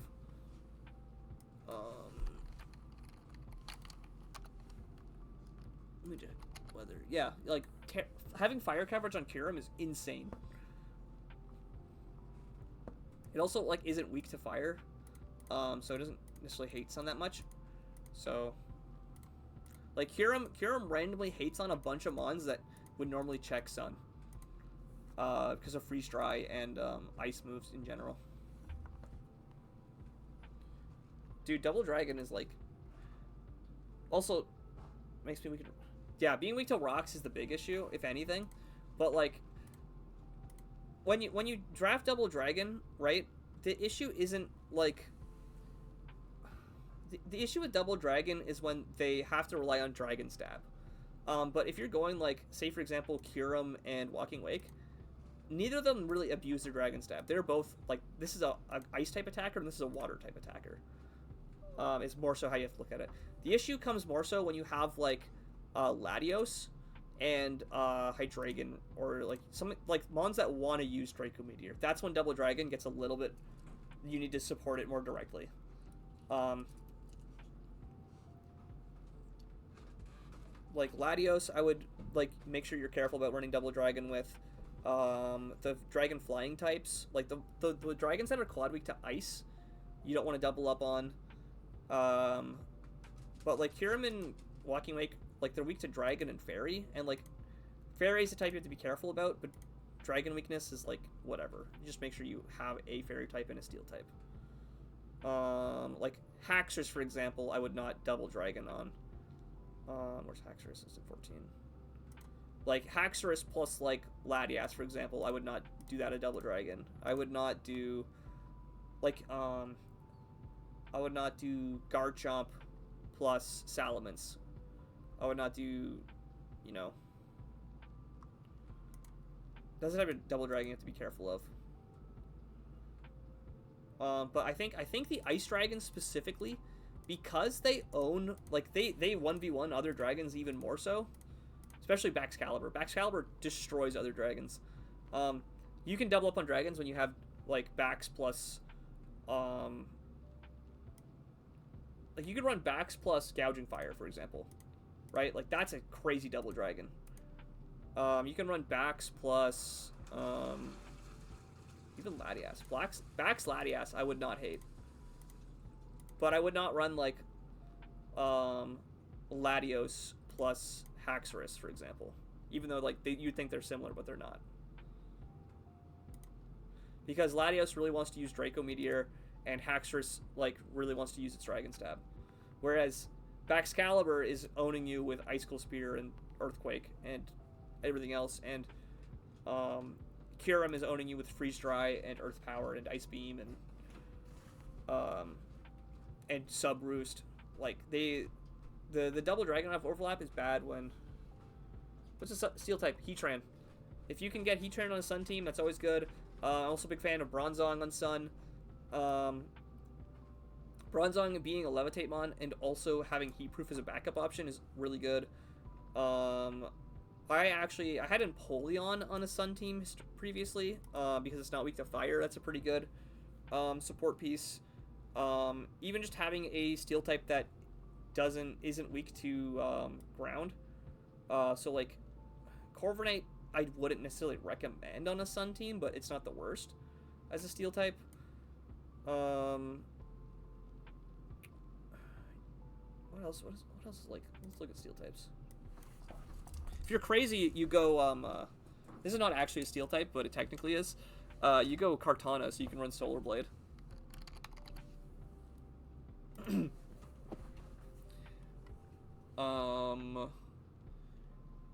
Yeah, Heatran is the obvious one.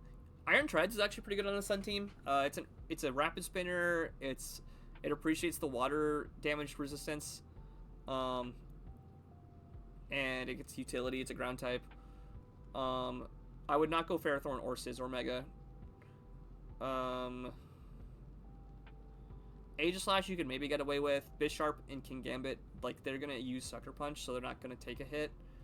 I think Celesteela actually doesn't mind Sun, because it does get fire coverage. Kyurem's the fuck it we ball pick. I'm going to be real.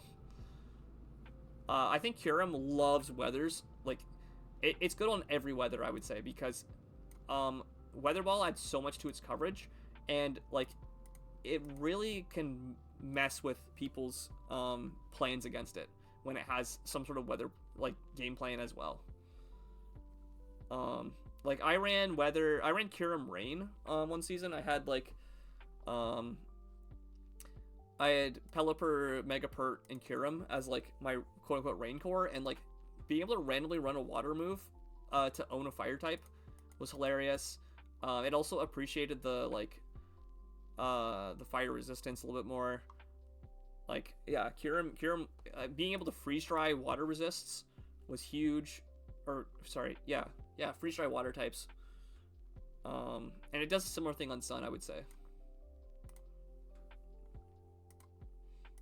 I also just think Lando T is fine on Sun. Like, Lando T is the safe bet. Like, you're never gonna, like, regret having Lando T on your team. Mew is always fine. If you weren't gonna go Walking Wake, I don't think Latios is the worst on Sun. But Walking Wake is the reason to play Sun in any real, like, if you're really gonna commit to it. Enamorus isn't terrible on Sun. I do think of the Megas, I would recommend Mega Diancie the most. Especially if you're not gonna go, like, multiple fire types. How goes the drafting? Not too bad. Yeah, Lando into Heatran is really good. I've really wanted to run, you could even run Terra Captain Heatran on a Sun team. That'd be hilarious.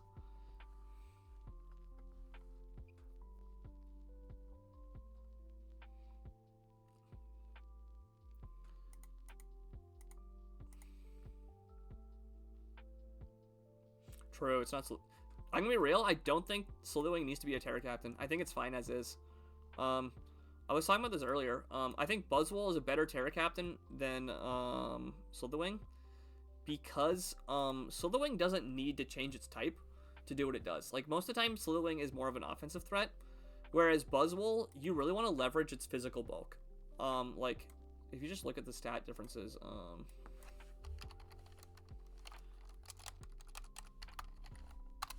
Buzzwole and Slithering.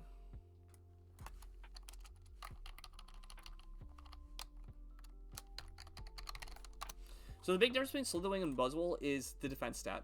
Like, 139 defense, like, this thing is meant to be a physical tank, and it's really good at being a physical wall, especially with Roost. Now, Slitherwing can do the same thing, but it does it in a different way because it wants to abuse Will-O-Wisp. If you're running, like, a defensive tank Slitherwing, you're using Will-O-Wisp to tank those hits. You're not using your raw stats.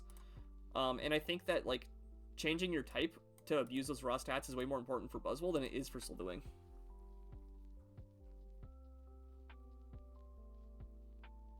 They are drugs, I do agree. I do think, like... But I also think that, like, instead of tearing it, you just use Photosynthesis. Like, Photosynthesis gives you the equivalent of your Terra boost in terms of damage, right? Like... So, like, I don't hate it. Like, if you want to go, like, full in on the multiple synergies, like, you know, Photosynthesis plus Terra plus Sun-boosted Flare Blitz, like, sure, go for it. But, I think Heatran would be a better Terra Captain on a Sun team because of, what's going to happen with your Sun team is you're not going to be shy of offensive threats, you're going to be shy of defensive checks. The biggest issue with Sun teams, like, let's go to Team Builder. So if you look at, like, fire types, right? Fire types, they have crazy attack stats, right? And you boost them with Sun, and they're even stronger. Like, that's never been a problem with the Sun team. But what is a problem is your defensive checks. Like if I look at fire types, right? Like, as a whole, like, you don't have a lot of good defensive checks. There's Heatran and Moltres, and then everything else is offensive leaning. So the issue you're gonna come along with is you know, like, you're gonna have Walking Wake be an absolute nuke. It's not, and it's Terra banned, thank God. But yeah, like, Walking Wake is gonna carry you in terms of the offensive pressure, but you're gonna be shy on defensive checks. Yeah, exactly. Like, if you want a mon that, like, can abuse Sun offensively, there's so many low tier heroes. Like, you can run Terra Darm. Terra Darm in Sun is literally insane. Where is Scovillain? Scovillain is 7. Like, you could run Scovillain plus, like... Actually, wait. Oh, it's 1 off of being able to run Scovillain and Slitherwing. But, like, Sandy Shocks, I think, would be a better Terra Captain. Sandy Shocks is so good on Sun teams. It adds so much roll compression. Rotom Heat, even as a Sun team Terra Captain, is crazy. I wouldn't even hate to see, like, Landorus or, like, Landorus Incarnate. Oh, it's Terra banned, thank God. Okay, but, like, Terrakion is a Terra Captain on Sun. Just drafted Lando, let's go. Eat Hot Chip and Lie. Yeah, Lando, you can never go wrong with Lando. If it's the most, like... What do you mean, bruh? What's the bro for? I suppose Lando I is a Terra Captain, but it's not Terra legal. Thank God. Sheer Force, yeah, Sheer Force is banned also.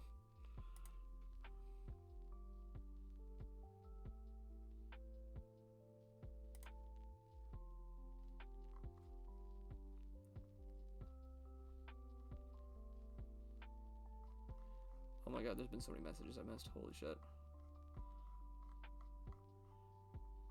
I need to up my shit talking abilities.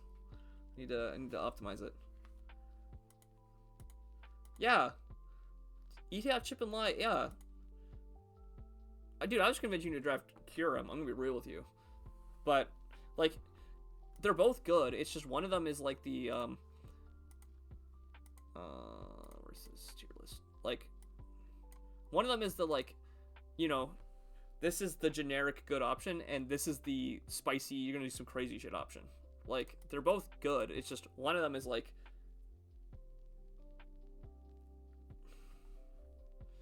Dude, I have not looked at the cube recently, okay? Like, that... I need to, like... I'm doing this because I can just talk out of my ass. When I look at the cube, I'm like, I have no idea what's going on. Yeah, also, if you don't get Kyurem, like, you know...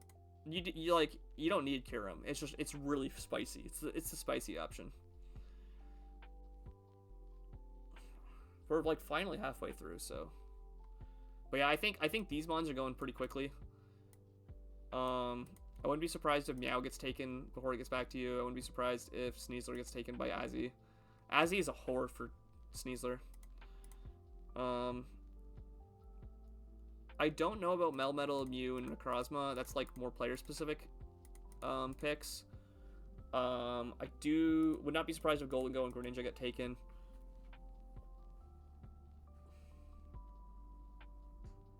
Meow, like, every time I'm like, yeah, Meow's not that broken, I'm like, oh god, I lose to this. Like, every time I think, like, oh, Meow might not be, like, super, super broken, I just auto-lose to it. It's so good. It's such a good endgame cleaner. It's so consistent.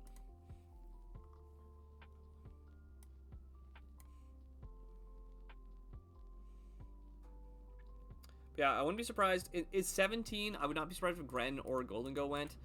I also would not be surprised if someone takes a really early 15-point Terra Captain. Like, if Keldeo goes early, I would not be surprised. Mid Scarada? Nah, dude, I think Meowscarada... Like, originally I was of the opinion that Greninja was better than Meowscarada, but I have actually changed my opinion on that recently. I've just been, like, super threatened by it anytime I played against it. It doesn't look that threatening until you realize that, like, all your mons are chipped and it cleans everything. It's so consistent in game. I don't think Dracovish will really get drafted, but I could be wrong. I feel like Zero Aura should get drafted, but I don't know if anyone will actually commit to it. How does it always crit me? It's hacking, bro. It's cheating.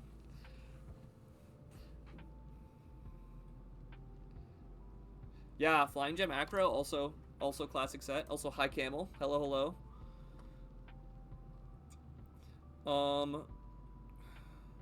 And like at the end of the day, like if you really don't know what to do with your Meow, like you just run Sash Lead.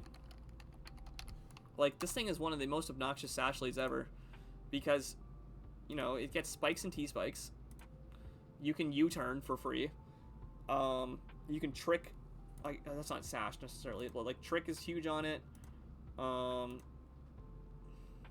You got random grass move, like special moves that are like maybe not the strongest, but like when you're up against a physical threat, they go crazy. Like I think, yeah, Meow just like always does something. There's never a time where like Meow is bad this matchup, because it turns out that you can just spam knockoff even if it's bad. Gren's good with Glow King Blizzard synergy. Dude, special power gem is crazy. Every time I see that, I pop off. It's so good. Sad that the best bug types are Gren, Meow, and Cinderace. Actually, though, no, you're wrong, because Mega Scizor exists. Scizor Mega, this mon, like, is what I would call a racist Pokemon. It just invalidates so many Pokemon on its own.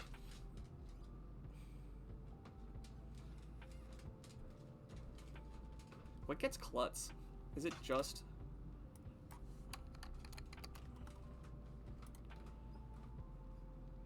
Wait, Audino gets Klutz. It's funny. Beware is funny.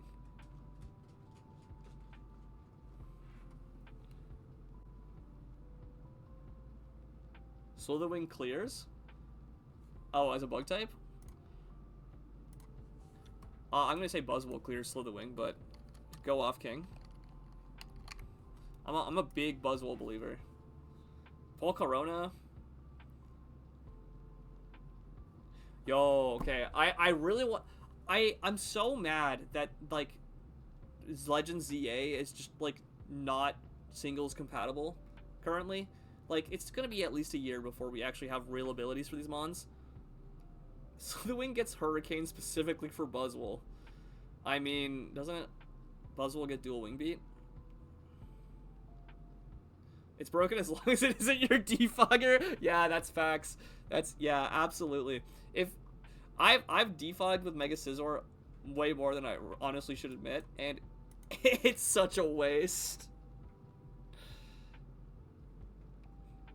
Okay, so you get to Terra the Slitherwing, but not the Buzzwole. Curious how that might happen.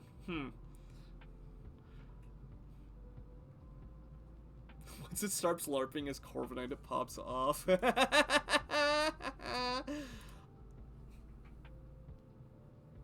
I will say, Mega Scizor can LARP as Corviknight, but without defog. Like, if you just run, like, Roost U-turn, knockoff, like, Bullet Punch, and you run, like, Defensive Vest or Spadef. Yeah, when is Champion supposed to be slated for, like, announcement or release? Like, it just sounds like it's gonna be a whole, season away, basically.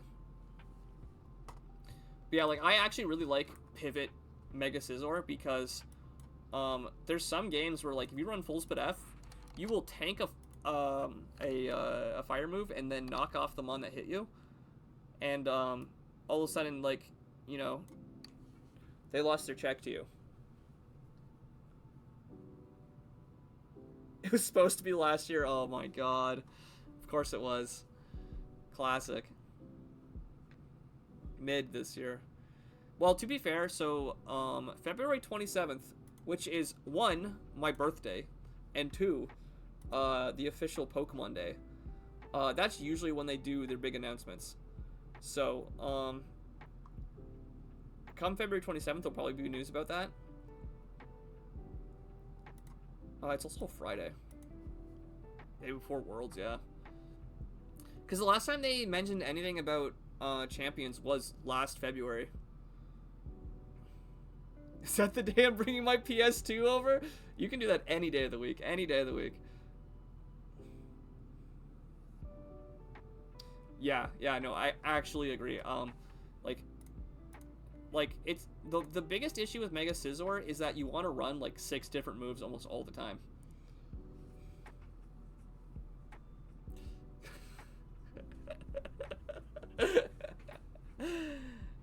I gotta do something crazy for the Pokemon Day stream.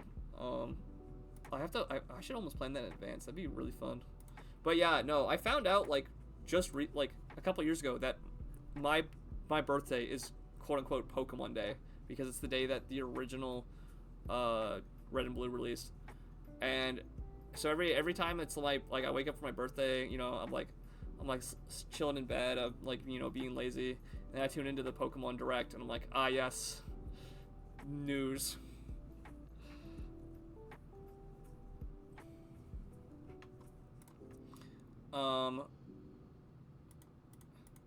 So yeah, I'll have to figure out what I'm doing for that. We'll see. I really hope we get Champions news that is good, but I have no expectations. Like, I have negative faith that they will support singles. I have negative faith that that the Champions won't just be a cash grab for Pokemon Bank. Like, I don't want to be a doomer, but like, Game Freak has consistently disappointed singles fans since like I started university back in 2017. So, yeah, it's sad. It's been like 9 years of, yeah, we don't think singles should exist, and I'm like, why? Come on.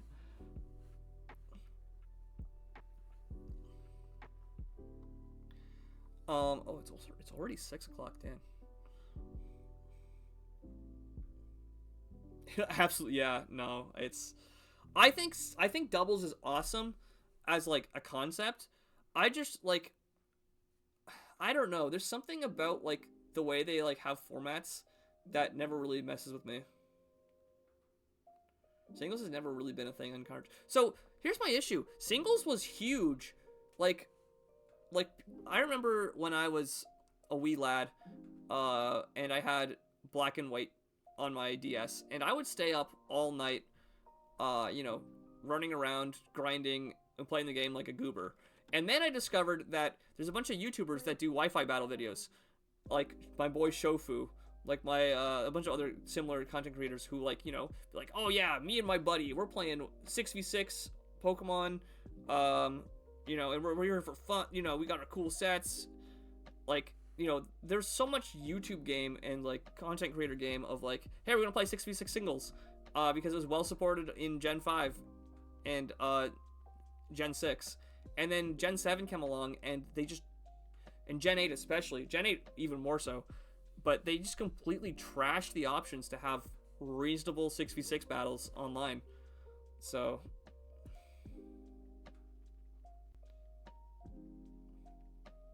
yeah, I do think there's a lot of competitive organization problems that happen when you try to do 6v6, because like having a half-hour long game isn't unreasonable, but it's also like not necessarily something that makes it easy for new audiences to get interested in the format.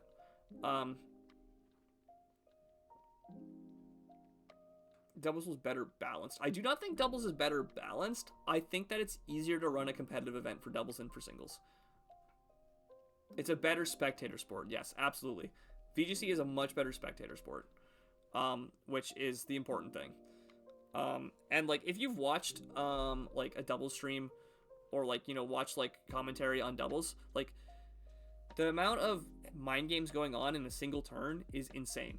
Whereas like like every decision is super impactful in a doubles turn, whereas in a singles game, it's not the like individual turns that are as impactful, but the overall plot line of the game that's more impactful. And that makes it less exciting to watch than a doubles game, but I do think that it's just as important. Yeah, you're not stuck there for 40 minutes, exactly. And like you can't, like, there are stall strategies in VGC, but usually they've determined that they've won the game by stalling, like on turn 6 or 7 instead of on turn 100. So, yeah. Oh, I just realized I said 6 or 7. Oh no.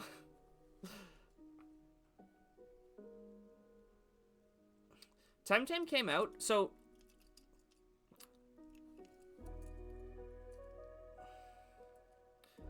yeah, exactly. A single prediction wins you the game.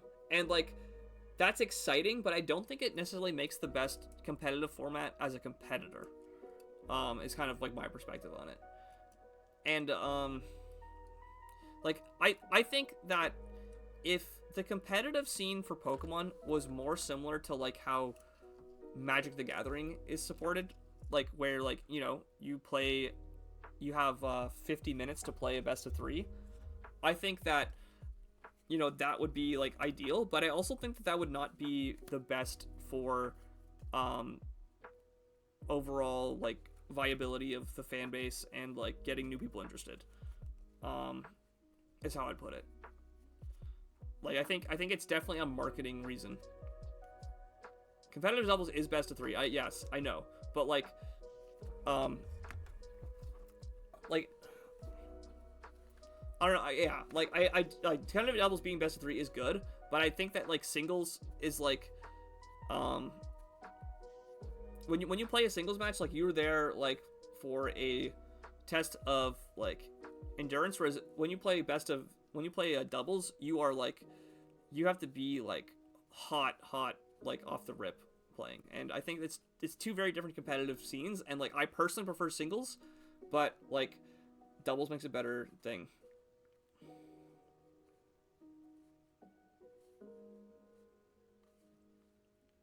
Games are quicker, but there's less ops. Oops, I messed up, and now I'm 6-0'd.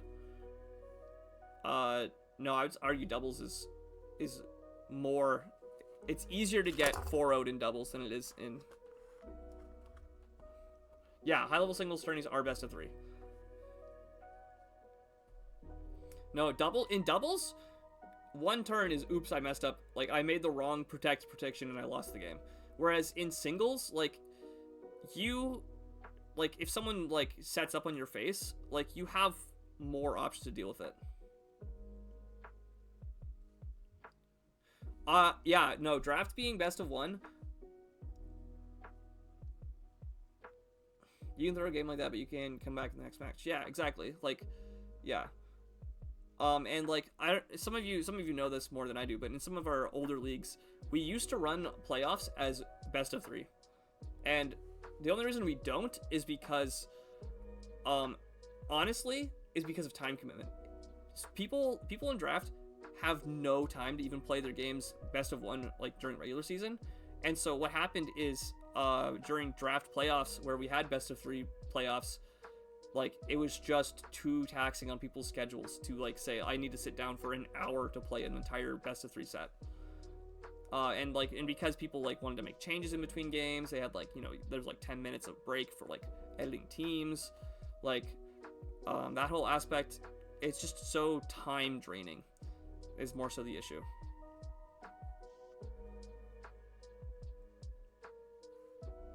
I do like team tours for that aspect of like, oh, it's now best of 3. Like if you lose a game to like a random crit, you know, your team can still come back for you.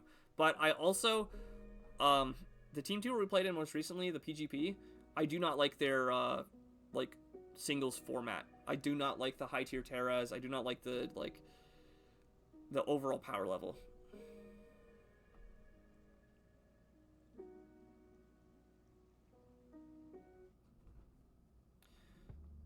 There's an argument that niche tech becomes worse in best of 3. Finding a weird way to improve a bad matchup can only catch buns for rise once. I think that's fine. I think like that's what you want to do with like if you get one game win off of a weird tech, and your opponent is then forced to like severely change their prep around it. Like you've already won like the mental prep game. I think that's actually like it actually encourages you like you can if you play a best of 3 singles game, you have more room to bring something gimmicky in one of the games to force them to over prepare for it later, because if you lose because, you know, oh, I didn't have a generically good set, you can still make up for it in other games. Like if I'm playing a playoffs match and I'm seriously trying to win and not just doing what I normally do and throwing for content, quote unquote, I'm less incentivized to bring like a weird tech because I don't want it to like backfire and throw the game for me.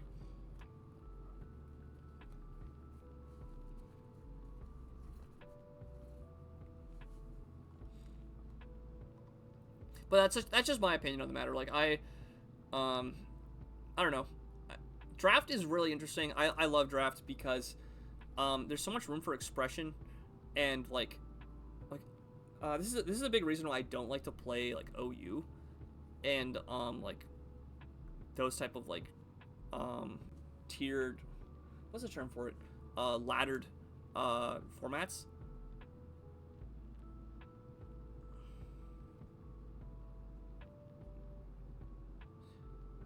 All they need to do is slap and protect, save the swap. Yeah, but like you can now like if you have that knowledge in game 2, you can now like force them to make that double and punish them for it, right? Like, and like also at high level draft, people are gonna scout for that type of stuff anyways. I think like those type of like, oh, I can't bring a niche tech anymore is more like of a mid tier like performance issue.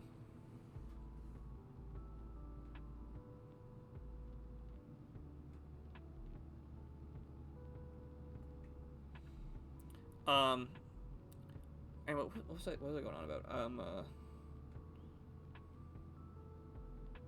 Yeah, like if you're playing a best of 3, we are the mid tier performance issue. Yeah, best of 3s were sick, and I think a classic example of why I like best of 3s was when I played against Azzy in our first Gen 9 season, and Azzy like he was really scared of this is the cheap house season, so that's kind of a giveaway of like, oh, I had a free win. But like the one game I like, you know, didn't really abuse my like big point threat cheap Chen Pao, and then going into game 2, I just ran sash lead click attacks like suicide 2-for-1 Chen Pao, and it completely destroyed him because he was expecting what I did last game, and instead I bled this super aggressive lead and caught him off guard. And that type of stuff is way easier to do in best of 3 than in best of 1. That's kind of my like opinion on it. Because if, for example, I brought sash lead Chen Pao and it was bad in game 2, I could have said, okay, now I know that they're prepared for that, so I can play around it. But because I like, you know, the first game kind of went like slower and longer. Yeah, current doubles format is good. I think it's good. I just personally am not a big fan of it because it's so reliant on like one big turn of a prediction instead of like I like draft because it lets you sculpt an overall game plan, and like the execution is important, but like I like strategy games. I like planning. I like theory crafting, and I think that singles is better for that than doubles. Especially at a high level, I think like at mid and low levels, you can get super goofy in either format. Doubles especially, there's some really goofy double stuff you can do.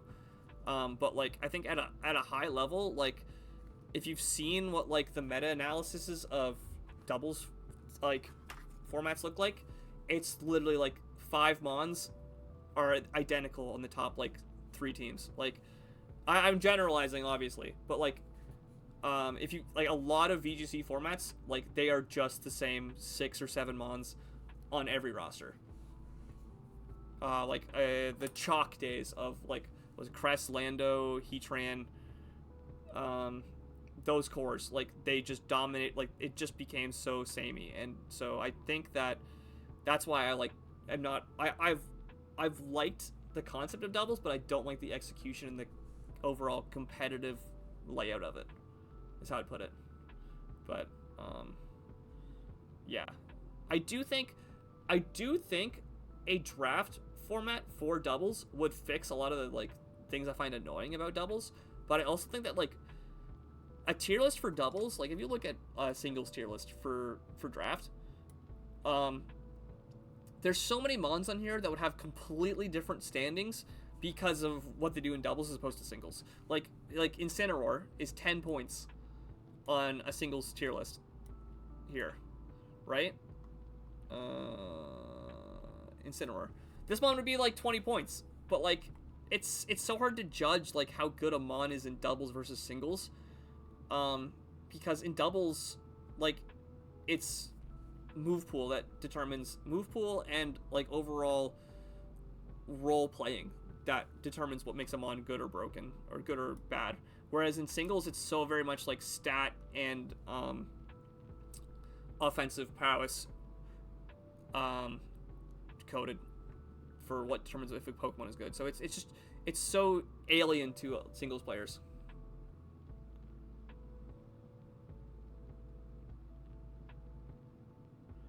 Every tier list desperately struggles with tiering weather abusers. Yeah, exactly. Like, yeah, like weather is such a goofy concept because in doubles you don't even have to switch out. Like you can just lead Torkoal plus Venusaur, right? That's a doubles staple. And like back in like Gen 8, I think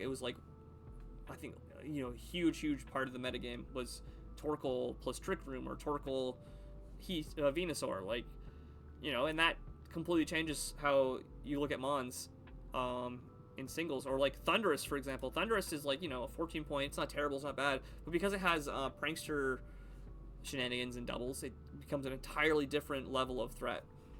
So it's I would really be down to try a doubles draft format, but I also like it would be so alien to me. I don't know. It'd be really cool to see, for sure.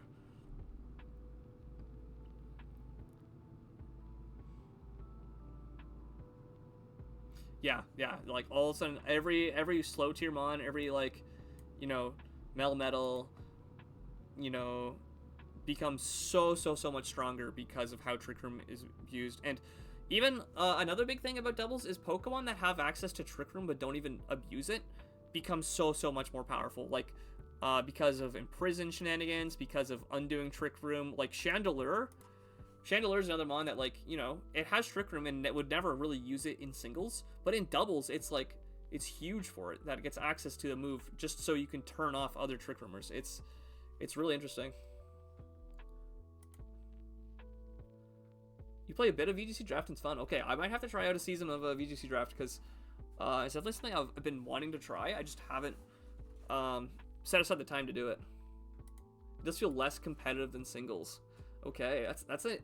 Yeah, that's interesting. Like, I think if I were to make a doubles tier list, I would just not have tiers. I would just have, like, you just take turns making picks and you have to make 10 picks and see what happens.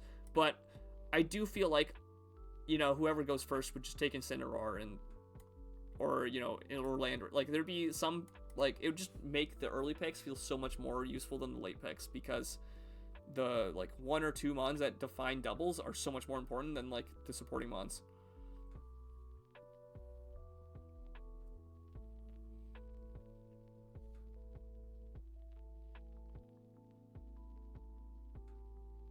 Yeah, exactly.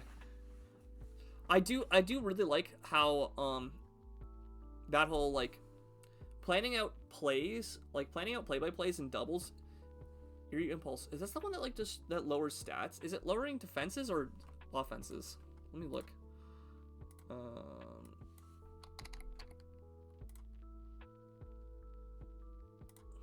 Whatever, Maridon. Lowers target's special attack by 2. Ooh, that's cool.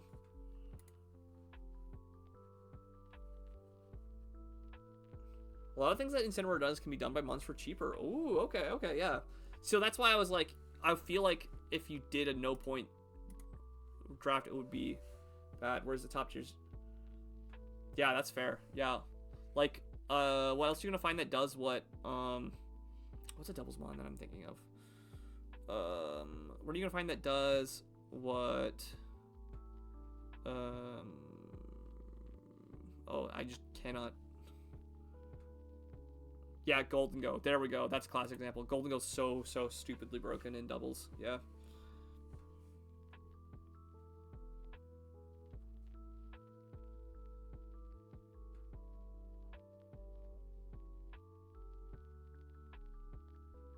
Yeah, I don't know. I'll have to see. Maybe I'll try doubles. It's definitely just like, I honestly like I was in a lot more draft leagues a couple years ago, and right now I got the NBA, and sometimes I run my own draft league, which may or may not be more publicly known in the near future. But for the time being, like I just don't have the level of commitment to like playing multiple leagues right now. I did really enjoy my time playing in the Pokemon World Circuit. I honestly should have signed up for this season, but yeah, Hitmontop, Scrafty. There's so many good Intimidate mons. Like, well, it was like in Gen 3, they just gave everything Intimidate, right? So.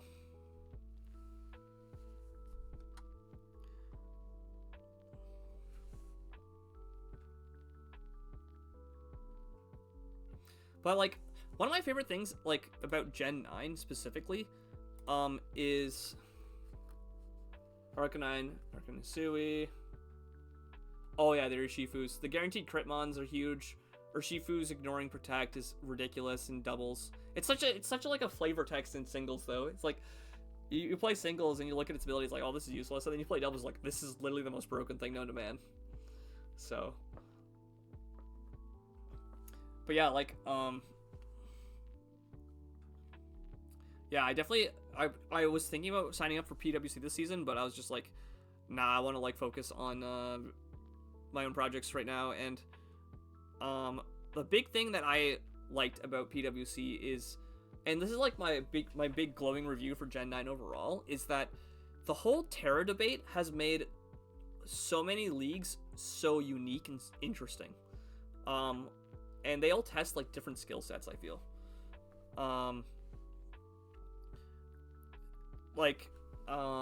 The signature mon of the PWC, where like, you know, you have one low tier Terra Captain, that's it, really like forces you to like think about like how you want to support. I've won every VGC league where I drafted her to Shifu. That's fire. That's so funny. Also, that's crazy consistency too. Dang. Or is it like you've only drafted it once and I technically won that season? The one I'm currently playing of Rapid Shifu undefeated. Yep. Do not doubt that for a second. I mean, Camel, you're also like, you're a good player. Like, you know, it doesn't take just anyone to actually commit to that, but to get the results that way.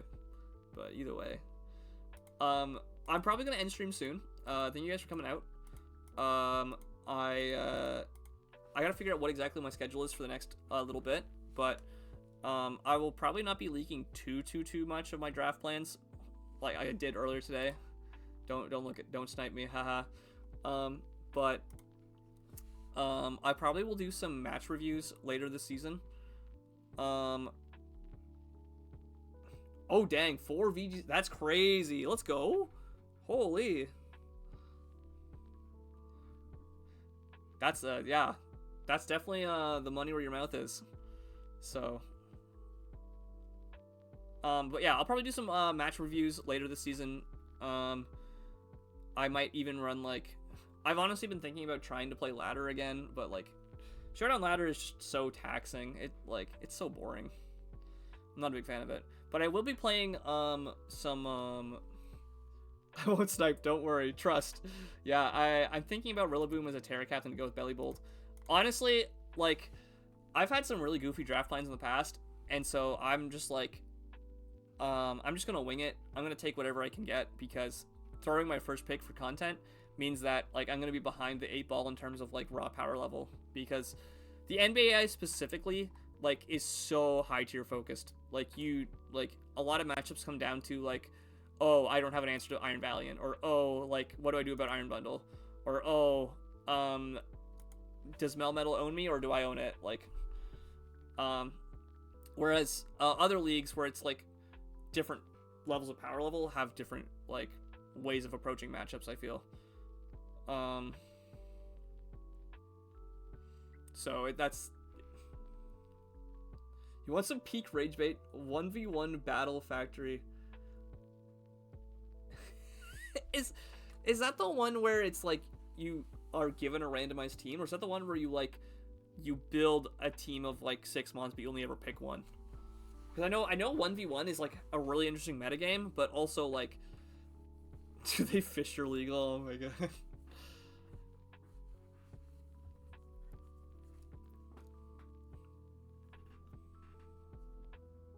Like the real, yeah, oh, like the original, what was it? It was like on, Pokemon Stadium, right?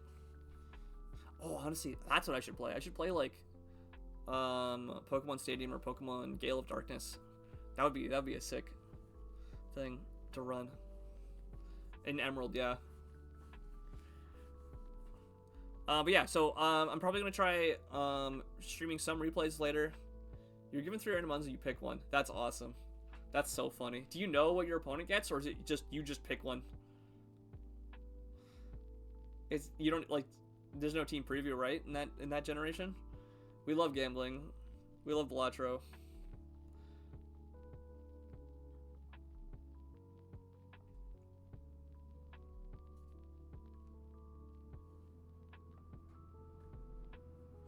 But yeah, I'll probably be streaming some Slay the Spire later this week. I've also been partway through a Fire Emblem Radiant Dawn playthrough.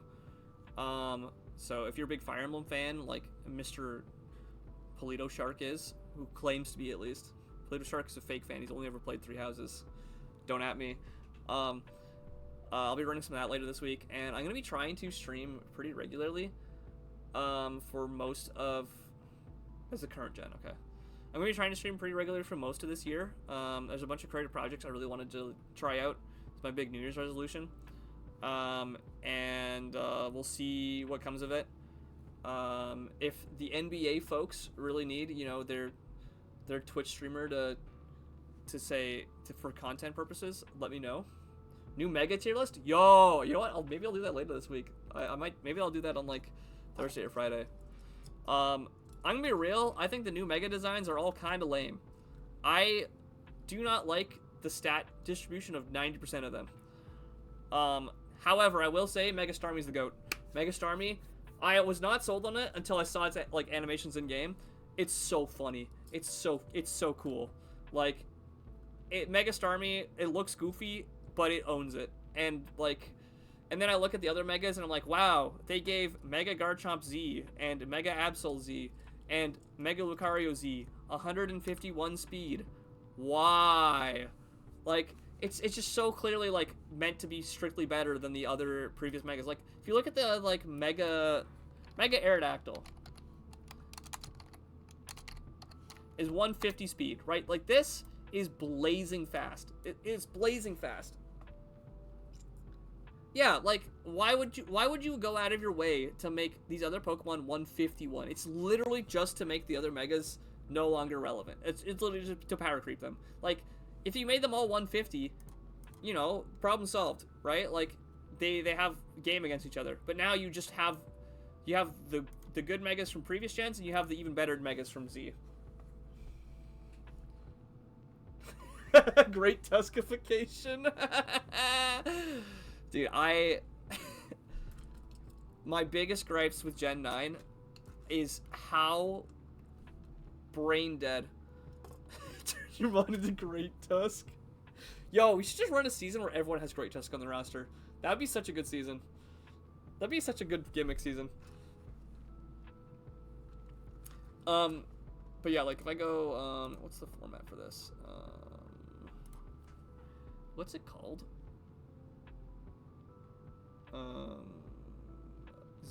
No.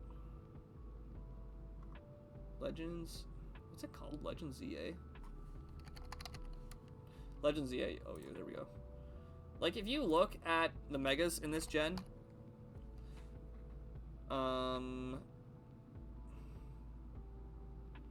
like their stat distributions are so, they're either like completely useless or completely meant to be a power creep to previous megas. Like look at Mega Malamar. What is the stat distribution? What is this doing for anything? This spawn's not even good like without the mega. I even suggested the emergency Great Tusk rule for PWC or ever playing against differing Great Tusk. Oh my, what a crutch mon. That's so funny. But yeah, I'll make a proper tier list. I think that would be such a funny stream. But I hate the design of like 90% of the ZA OU like megas. Like why does Mega Absol have 151 speed, right? Like it's literally just to be 1 point faster than Mega Zam. Like it's so brain deadly like what are we getting NN? Yo, facts actually. Or Mega Garchomp Z. Like why is it 150? There's no reason for this to be 151 speed. Why can't you make it 150 like the other megas that were already considered broken by previous standards? Like it's just so transparently lazy. It's such lazy design. And then you have like the two cool megas that they added. I'm a little bit biased, but I will say Mega Starmie. And like I like Mega Frostlass, that one's cool. Mega Floette Mega's cool.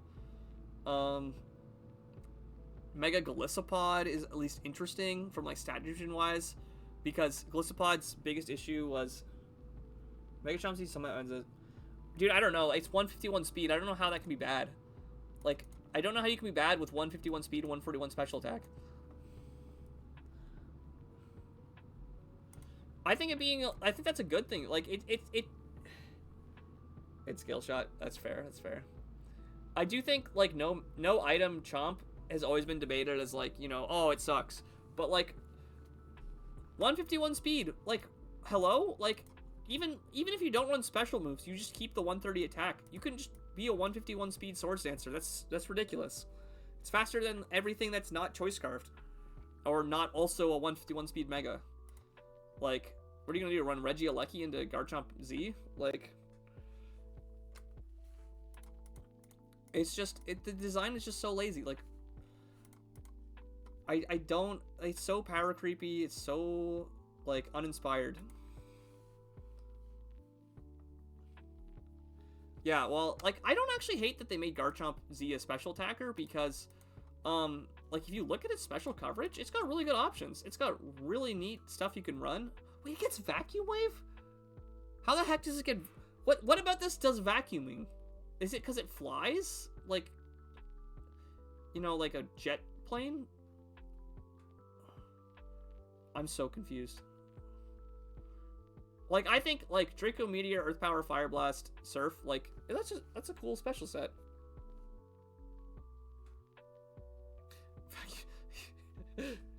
Tech. Facts. Out prioritize the Sucker Punch coming for you. That's so weird to me. But yeah, like, and then Mega Absol. I like that they made Mega Absol actually kind of good. A Technician, we have no idea what the official abilities are, so it's hard to evaluate that. But like, like this makes way more sense for the design of original Absol, but it's still like, oh boy, I gave it max attack and max speed and left the other stats the same. Whoa, I'm so cool. Look at my OC. I'm so clever and original. Like, it's some Shadow the Hedgehog ass design, like in the bad way, not the good way. Let me go fix that. Like Zero or a Mega. Why? This thing, just why? It's so boring.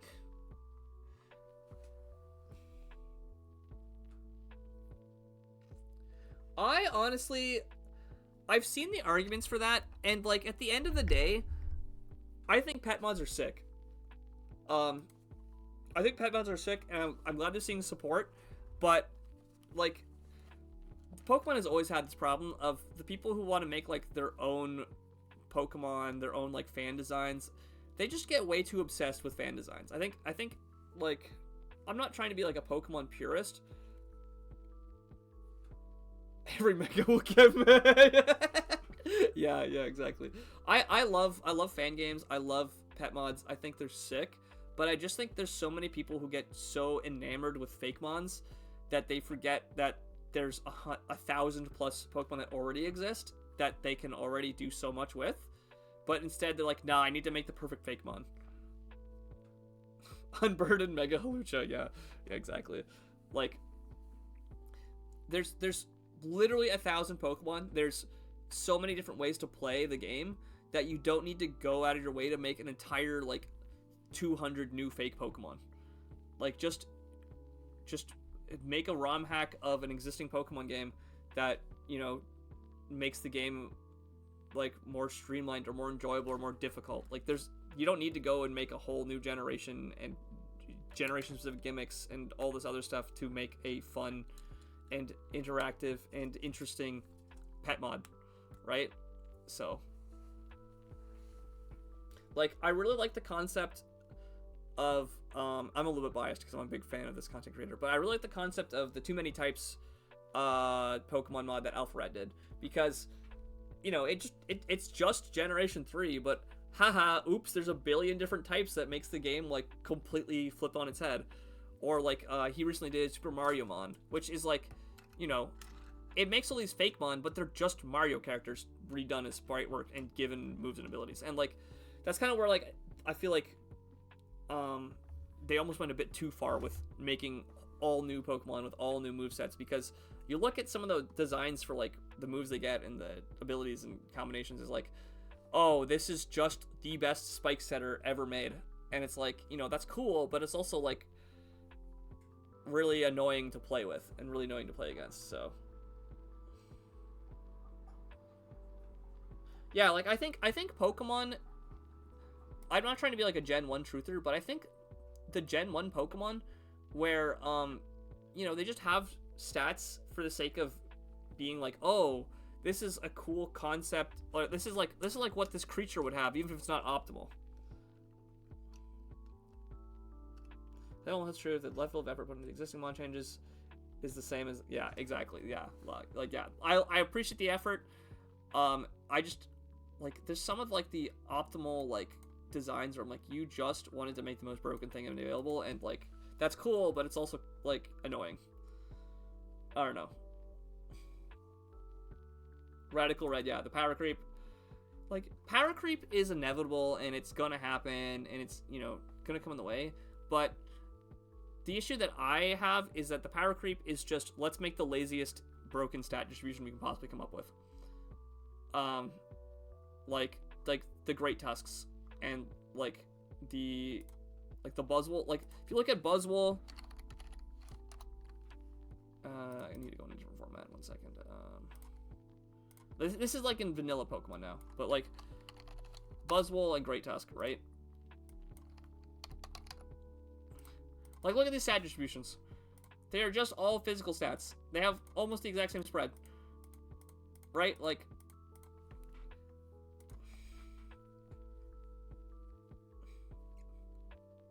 Hey, let's give all these bad ones cool buffs, but then you make Dragapult literally Thanos. Yeah, like, yeah, exactly. Exactly that type of behavior is so goofy. But anyways, yeah, like, look at these two Pokemon. They're the same Pokemon. They have the same stat spread. Like, it's just so lazy. Bring back, like, interesting stat spreads. And, like, not just optimized for one thing type shenanigans. Double Iron Bash, Mega LSU, UBL, I can't. Oh my god. Yeah, like, yeah. Oh, this is a whole other rant. Okay, wait, I'm gonna go on this rant. It's come up now, and I'm probably gonna end stream shortly after this, but I have to go on this rant. I hate signature moves. I think Pokemon having signature moves, or like moves that are only given to like 2 Pokemon, is so unnecessary and so lazy.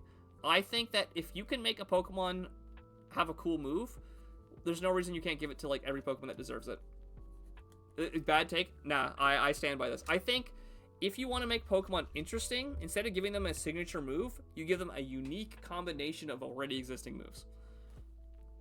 And I think that the like wider move distribution of like, you know, common moves is a big issue. It does something for Mon that an ability wouldn't. Yeah, I like that, but I also think that like a signature move like that can still have distribution that is like, you know, more than just one Pokemon. Like, there's so many moves. It's like Pyro Ball versus Flare Blitz. Why? Like, Gigaton Hammer I think is cool, but like, it'd be really funny if it like was also like given to, you know, another steel type or two. I like Machagotch. Machagotch is a silly ass move. Like, why? Yeah, yeah, exactly. I think Quiver Dance is a great example of a move that is not a signature move, but is distributed like just limited enough to be interesting and cool. Yeah, I actually like Quiver Dance is a good example. And then you look at like Victory Dance, right? Which is Quiver Dance but physical. Like, why? Like, just design your move pools and your Pokemon that you can afford to give Victory Dance to multiple lines without it being the most broken thing known to man. Like, what's wrong with giving Victory Dance, like, we look at fighting types, for example, to, like, not the broken ones. What happens if we gave Victory Dance to, like, Mienshao? Now, I don't know if that's a good idea, because Mienshao is pretty powerful, but, like, you know, or what if we gave Victory Dance to something like Decidueye Hisui? Or Flamigo?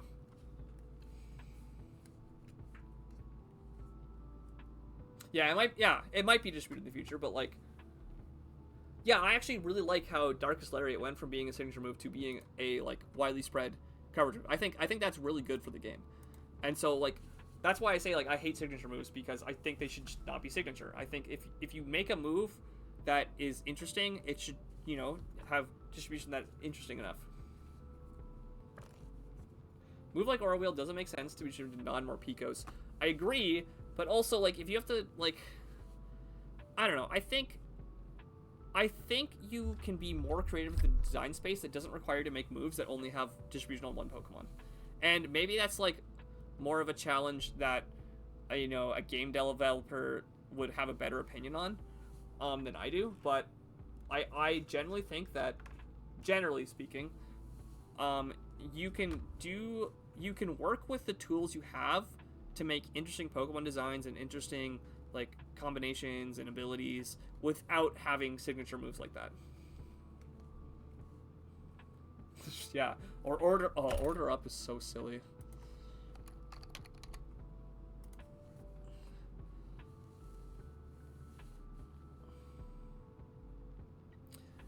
That's fair, yeah. No, yeah, yeah.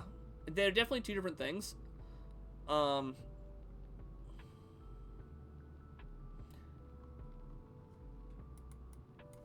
don't know. If I was to make a ROM hack, or anything of that sort, I would basically avoid having signature moves at all costs. But that's like my philosophy versus other people's philosophies, and like I don't hate signature moves. Like there's some really interesting ones. I just hate the fact that they are kind of like a cop out. Is more how to put it. There's a lot of signature moves that are cop outs for doing an actual interesting like design with the tools you already have at your disposal. So, anyways, that's my rant. It's a little bit off the cuff. I probably could like have it be better presented. Like, no, don't give Gigaton.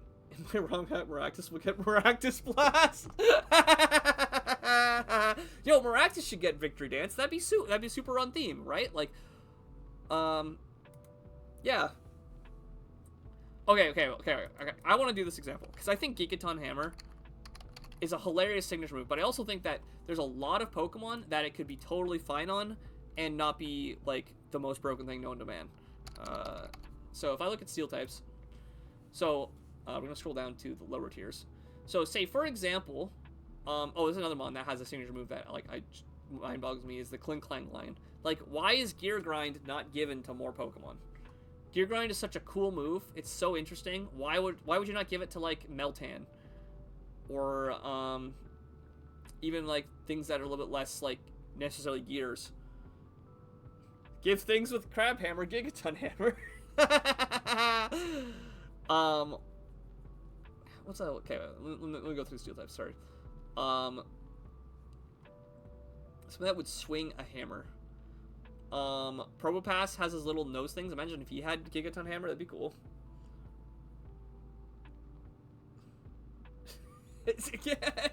Like, Gear Grind is not a good move, I agree, but it'd be cool to give it to things, you know? Like why make Double Iron Bash its own move when you could have given Melmetal Gear Grind because it basically has giant gears for hands, like, you know, like, I don't know. Maybe there's not as many steel. Oh, Escavalier. If you give Escavalier a Gigaton Hammer, that'd be sick. That'd be cool. It'd be cool, interesting, like, useful mon.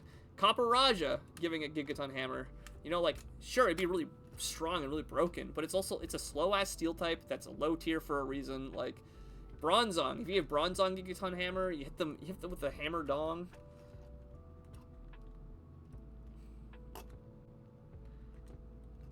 Yeah, inaccuracy. Give Blood Moon to Porygon 2 and Porygon Z.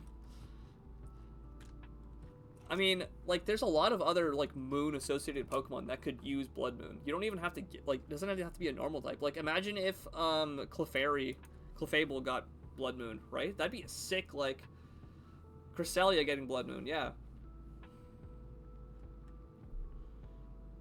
Yeah, I don't know, like, accuracy balancing is a really weird topic because it's, like, you can understand the reasoning for it, but it's also so frustrating as a competitive player to deal with. Potentially inaccurate moves in Warground. Cleavor, yep. Yeah, like Stone Axe. There's so many cool rock types that if you gave Stone Axe to, like, you know, don't, like, give it to every, you know, mon that has access to Stealth Rocks, but, like, there's a lot of terrible rock types that if you gave Stone Axe to, they would be like, oh, this is cool. Like Kabutops, for example. A Lunatone, I would argue, maybe. Lycanroc, Dusk, and Midnight. Or, like, the Lycanroc forms. Probopass has got kind of, like, axes. Sudowoodo. Stonejourner. You know, like... Golem, Alola, Dreadnought. He's got, like, an axe shape on his head. Crustle. He's got, like, claws. That's kind of like an axe, you know? Like...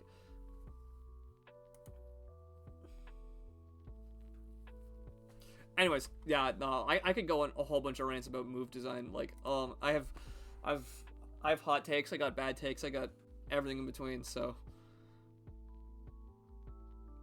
Yeah, I don't know. We'll see. We'll see. I might just have to play some ROM hacks. I've been really meaning to play either Mariomon or Too Many Types. So I'll probably do a stream of that sometime in the near future. But like I said, if there's something you guys want to see, feel free to like leave a comment. on my Twitch page. There's like a suggestion box, or like just send me like a comment on Twitter.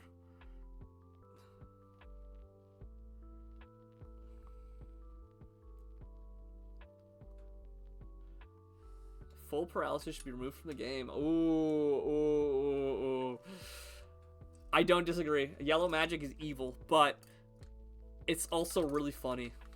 It's evil, but it's also really funny. And at the end of the day, when Pokemon is funny, it's when it's at its best. So it's I think freeze should be removed, or like they introduced this frostbite mechanic and then did nothing with it. Like, why? The only reason full paralysis is because it's an OG mechanic. Yeah, like same with freeze. Yeah. Or like just make it like burn, where it halves your speed but does a little bit of damage each turn. You know, like, oh, you're taking static shock. You know.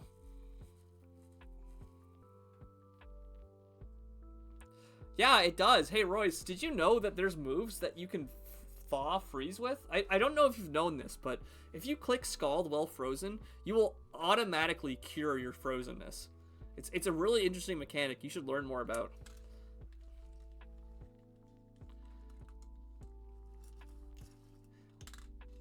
Wait, yeah, imagine if you clicked like I don't know, a ground type move, like not like earth power, like what's like high horsepower.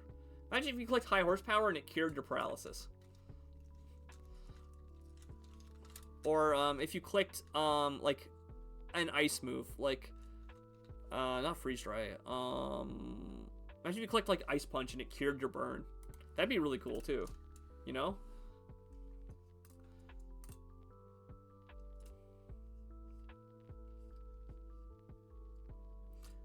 Yeah, no, or like, you know, having a move that just inflicts frostbite as like a really good way of nerfing certain special attackers. You know, like, oh no, I lose to Volcarona, haha, I frostbite it. Would be super cool.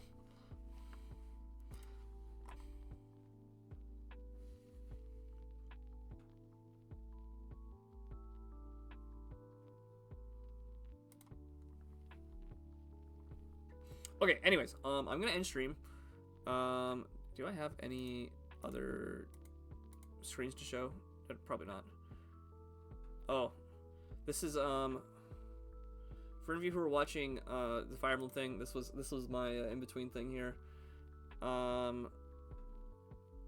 Anyways, I'm gonna sign off for the night. I should probably go eat dinner and whatnot and make a more concrete streaming plan. But I will be back probably tomorrow with something more like concrete. Might be playing Slay the Spire, might be playing even like Balatro or something brain dead. But I'm gonna try and stream pretty regularly for the next roughly a year. We'll see what comes of that. I'm gonna try and be on an actual regular sleep schedule for that. And if any of you have any suggestions, anything you want to see, anything you like, if you just want to play like Ranbats on stream, I'm DM. So maybe we'll get through 4 picks by then. Honestly, oh my god, do I need to do a stream where I just crash out on Johners? Like, I will just go on like an hour-long rant about people who John. I'll do it. I'll do it for the fun of it, like, you know. But yeah, no, I should probably get going. I need to eat something. I've only really had avocado toast today. I've been playing I've been living like a California hipster. Johnner hate watching stream. Says the man who's currently... Yeah, I can hate myself. That's like 90% of millennial humor. But yeah, thank you guys for coming out. There'll be more stuff in the near future. And, yeah, Jortsin will actually be streaming, believe it or not. It's crazy. Jortsin will be streams. And I will get back to you, Dolce, about my pick, because, yeah. Peace.